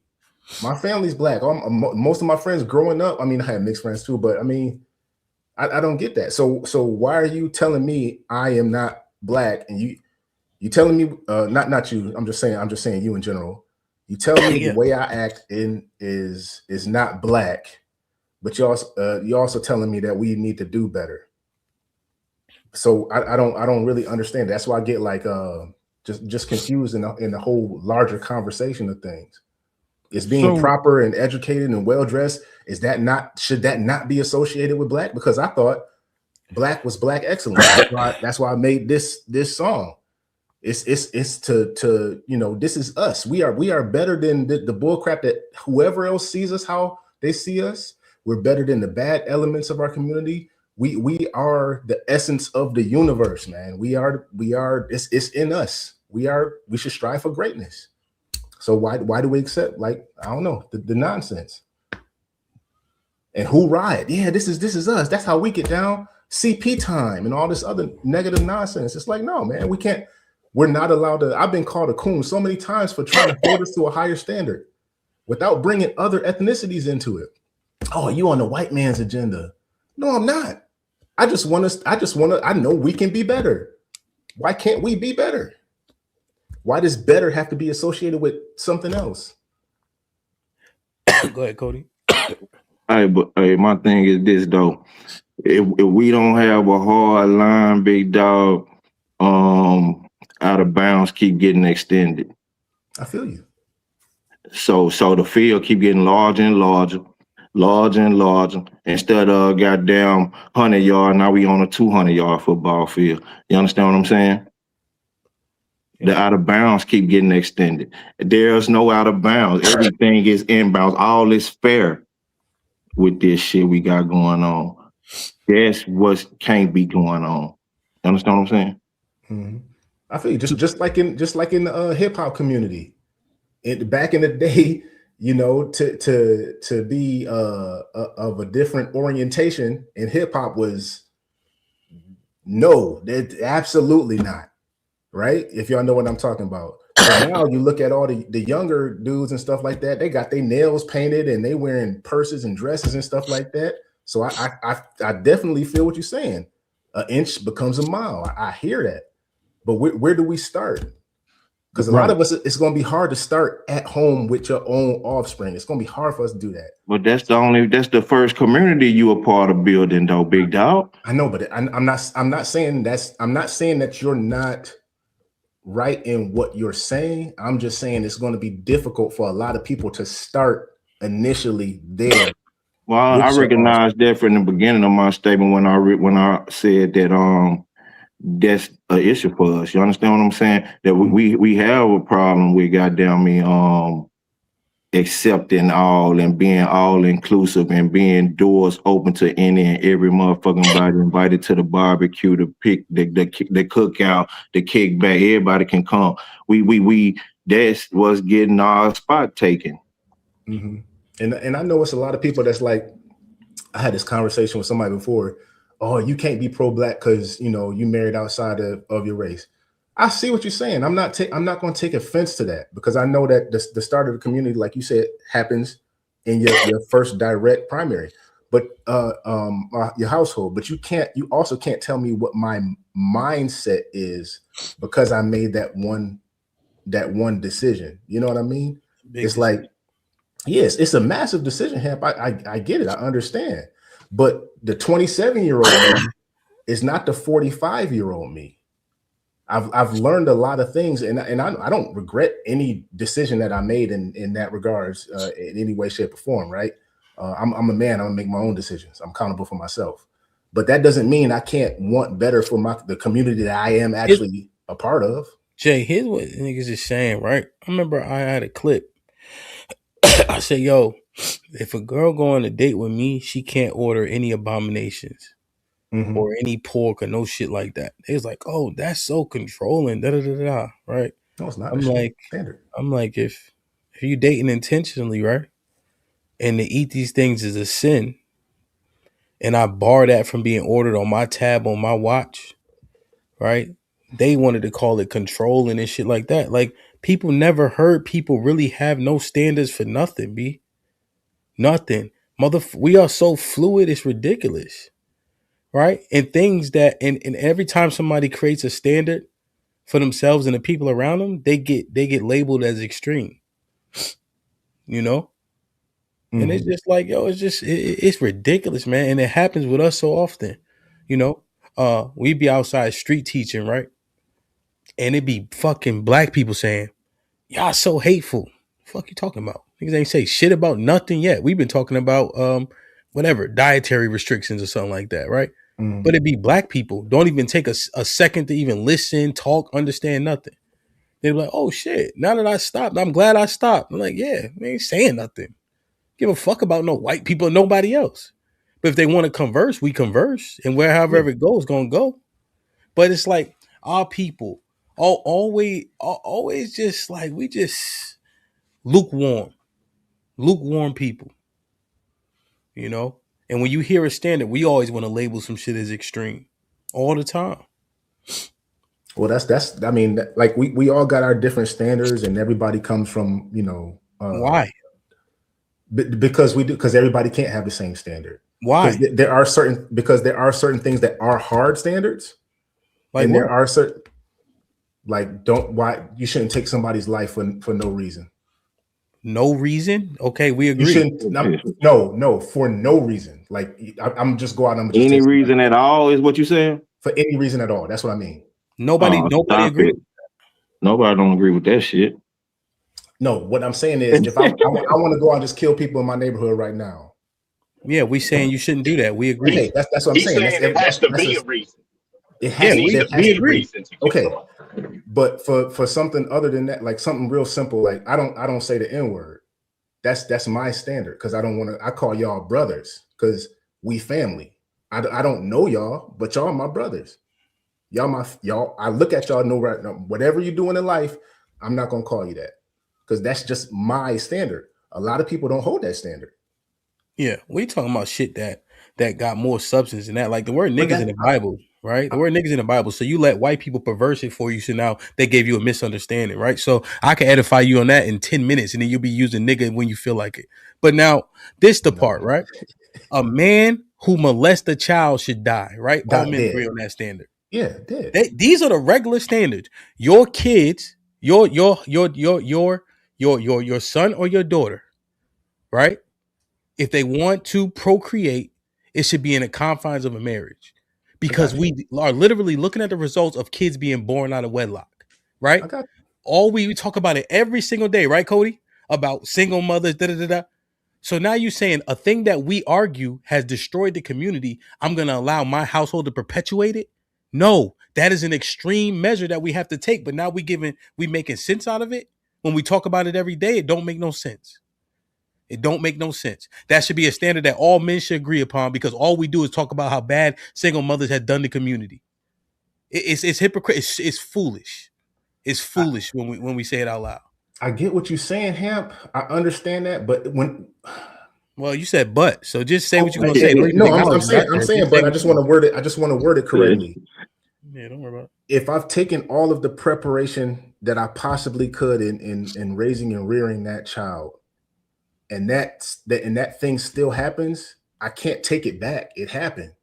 So it's regardless if I wanted it to happen, and I feel if I ostracized them or whatever, they still now are part of the community of the people that did that. Regardless if I wanted it to or wanted it to happen or not, they still did it. So if I say this is my rule, you out, bye, you gone, you no longer my problem. Don't talk to me. You're dead to me. They still in that situation. They're still a part of the community that had the kid out of wedlock, regardless of everything that I did. So it's like when, excuse me, y'all. I mean, you good? How about I can speak real quick? Cody, check the back chat too. Go ahead. It's like when Boosie said about his daughter bringing her little girlfriend to the family holiday celebration with them, right? With her, right? And he was like, nah, hell no. You ain't finna be in my house promoting that shit. I got younger kids that I gotta be responsible for. Right? Everybody went, hey, well, oh, he wrong. That's his daughter. You get what I'm saying? Because he got a standard that he willing to stand on. Everybody felt some type of way about it. You get what I'm saying? Because people so willing to accept any and everything society say is cool. Except niggas, though. I got a question for you, Cody. Did the women say that he was wrong, or did the men say that he was wrong? I don't get Because into that's all not. that. I know society Well, said he was see, wrong. and that's what I'm saying, right? We can't go with what the general consensus is on things. What Hemp is talking about when he's talking to Jay, he's saying basically what I always say. We need when it comes to certain shit, we need an echo chamber. Everybody needs to be on one accord when it comes to certain things. I understand what Jay is saying also. You're not going to get everybody on one accord because everybody has different opinions and views, and they're autonomous and they can do what they want. But Cody, I'm gonna give you a solution and then I'm gonna jump off. Man, this was a great conversation. All you smart gentlemen. The way to solve everything is just what happened earlier in this when Hemp started this up. If you want kids to stop being born out of wedlock, make the fathers responsible for the children. My dad told me you're going to have as many kids as a man. You're going to have as many kids as you can afford, right? And when you can't afford them, you're going to stop having them. If you make the man 100% responsible for the kids, after he gets to 2 or 3 kids with 2 or 3 different women, he's going to stop having kids because those kids have to be with him all the time. And if you do have a young daughter, you foster her relationship with that young man. You impart your wisdom and your ways onto that young man so that you know what kind of young man he is going to, even if it doesn't work out, but for them, what kind of man he's going to head to be in the future. You know what I mean? So that's all I had to say. But you guys have a great day, man. I'm gonna go back to the chat, and you guys enjoy the rest of y'all day. Yo, Black America, be safe, man. Salute. Yeah, man, I'm about to go lay it down, man. But I thought I was about to get out of here. I said, yo, we got to push this combo a little bit more, and maybe it need to be its own show. Hey, Cody, you check the private chat? Yeah, I'm checking it now, big dog. Yeah. What you think, Jay, man? Any final thoughts on this? I mean, I think it's a hell of a convo. Really, Yeah, it's a hell of a think convo. it really is. Absolutely, so we got to man. revisit it and maybe curate it to where we can kind of walk it through a little bit more slowly because it's kind of a spinoff from the original. Go ahead. I think it's a lot of different components to this, man, and it's hard to decipher which one to pick and choose from this to start from. This building, this is ultimately a building conversation. What you say, 2052? 53? This is a building conversation if we don't want to start that, man, because honestly, if you look at history, there's a lot of cultures and societies that thought they was, the man, big bad and everything that no longer exists. They're gone. So that's could easily happen to us. So what are the initial steps we need to take now to avoid that from happening, to avoid us from dropping down to, we're in a society where we have no voice, because we have a voice now, we just don't use it. Yeah. Everybody argues about the race thing and the political thing and all this stuff now. Like that's stuff that can be sorted out before we get to the root of it. What's the root of it? I don't know. I'm asking, where do we start initially? Like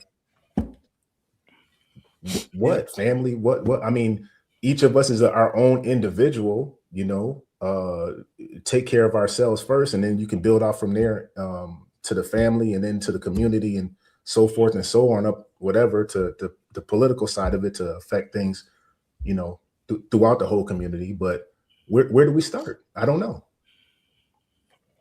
Yeah. I know I wasn't supposed to pose a question, but I mean, listening, yeah. I mean, I see in the chat, everybody's got a lot of different opinions. Us on the panel have a lot of different opinions, but nobody I ever see actually starts from, this is where we need to start from. Oh yeah, I have an answer, but I just try to reserve it, right? Because then it goes into a different conversation.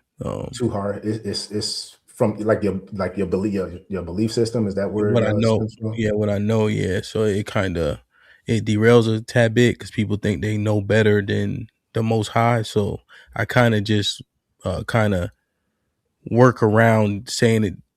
Like I just reserve, just putting that right out there because people kind of either stop listening, get derailed, et cetera, et cetera. So yeah, I get you. I'm always listening, man. I'm always not just you, not just you. Yeah. I want everybody to be included in the conversation because I could go like book chapter verse book chapter verse book chapter verse off the top of my head, But I just gotta have time and place, I got you. So yeah, I'm in your hometown now, man. I'm moved to Connecticut now, so I don't know. I don't think you're good anymore, man. That's what's up, Playboy. Where you? Well, hit me in. Shoot me an email. Shoot me an email. My number and my emails in the back chat. Okay. Cody, what you think, man? Any final thoughts? Yeah. Good conversation, y'all. For real, big dog. I hope ain't nobody felt offended or disrespected at no point. You know what I'm saying? But like I was saying, I think Jay, I think we start with fathering our children for the world and not trying to father the world for our children. You understand what I'm saying? Because we're gonna have better percentages and chances of getting our children straight before we can get the world straight, big dog. You feel me? See, we ain't gonna be able to cushion. We ain't gonna be able to cushion this world and pad it up for them, you know what I'm saying? So we're gonna have to be able to be present, attentive, you know what I'm saying, and not fathering from a distance, big dog. Mm-hmm. Yeah. You understand? That's it, though. For sure. Aaron, I'm gonna read these and you can go. AI with the find out says disowning is a reactionary response. The behavior already happened now. What's the real goal? Who gets better from it? That's the parameters put around said action. That is the consequence of the behavior that's already been laid out. So I think maybe you didn't hear that part. Dudes with the $2 says revisit. Yeah, for sure, man. We gotta curate it. Aaron with the $5 says I read this one right. Yeah. Salute. Aaron, what you think, man? I like that shit, Bo. I think to fix our state of affairs, we have to establish boundaries and standards. And they need to be immovable barriers that are bolted, welded, screwed, and glued to the ground. The problem is because they're immovable, you can't arbitrarily choose what standards are going to stick and where they are placed. There has to be a great deal of study on details around why these standards are chosen and where they're supposed to lie. It's irresponsible to just decide a standard should be as such, and then that's it. Because once that standard's adhered to, there is no going back. You have to weed out all possibilities for repair. You have to understand your strengths, weaknesses. The standards have to have a reason. Face the facts. We don't have the cultural longevity necessary, like other cultures do, to establish standards. Other cultures have their standards because they've had a lot of time, trial and error, doing the same thing over and over. We've been robbed of that opportunity. We've not been here for very long, practicing a very shallow culture, and then on the back of that, like you say, everything's been loosey-goosey and arbitrarily chosen. So to think we could just jump into establishing standards with any kind of effectiveness is an arrogant proposition. We need to study what it is that we need to be effective so that we don't end up cutting off an arm to save a gangrenous finger. You can't go too far in one direction thinking you're going to save yourself. And that's not a good idea. Yeah, no, I got you. Standards are been right in front of us, and they always have. It's just surprising that we were subject to churches for so long, but we didn't learn much when we went there. You'd be surprised how much of this is laid out for us. All we have to do is follow the law, statutes, and commandments, and it'll get us pretty far. And a lot of the work has been done for us. And even if you were an atheist, even if you were agnostic, if you just took the commandments and followed them, you'd be surprised how far you would get just following the instructions. But we refuse to do so much. We want to hear smooth things. We want to be lukewarm, right? We don't want to be pushed too hard, pushed too fast, pushed to be great. We want people to kind of be lenient with us, you know? And I just don't see how that has benefited us. We've been putting Band-Aids over bullet wounds. And when people show you that it got to be stitches, we like, that's too far. But if 2053 is a real thing, our kids aren't doing well. Black men, we were looking at different numbers. We don't lead in a lot of categories. It's a lot of shit happening to us and not for us. And it's almost like we allow the shit. So it's just very concerning. You know what I'm saying? Honestly. But this is a hell of a show, man. I appreciate y'all brothers for sure. Salute to Mr. Fantastic. He was traveling, so he did his best while in the car and all that. I'll see y'all tomorrow for the Risky Midday. I'll see y'all in the evening for the Women's POV, most high willing. Hop in the Discord. This conversation will certainly continue in the Discord today. But I think we'll do an official show just around what measures do we take to help fix, where we are, however I'm going to name it. So let's keep grinding, man. Salute to everybody who is here. Hit the like button. Go hit the hype button. I love y'all. I appreciate y'all. Be safe and do the right thing, man. Like, share, subscribe. Tell a friend and tell a friend. And we out. Hey, motherfucker, motherfucker. Yeah. Monday morning, HQ. It's Monday morning, HQ. It's Monday morning, HQ. It's Monday morning, HQ. Yeah. It's Monday morning, HQ. Let's go. Joining DJ HAMP and guys are back. Big Aaron and Fantastic Bow come with the stats. Monday morning quarterback.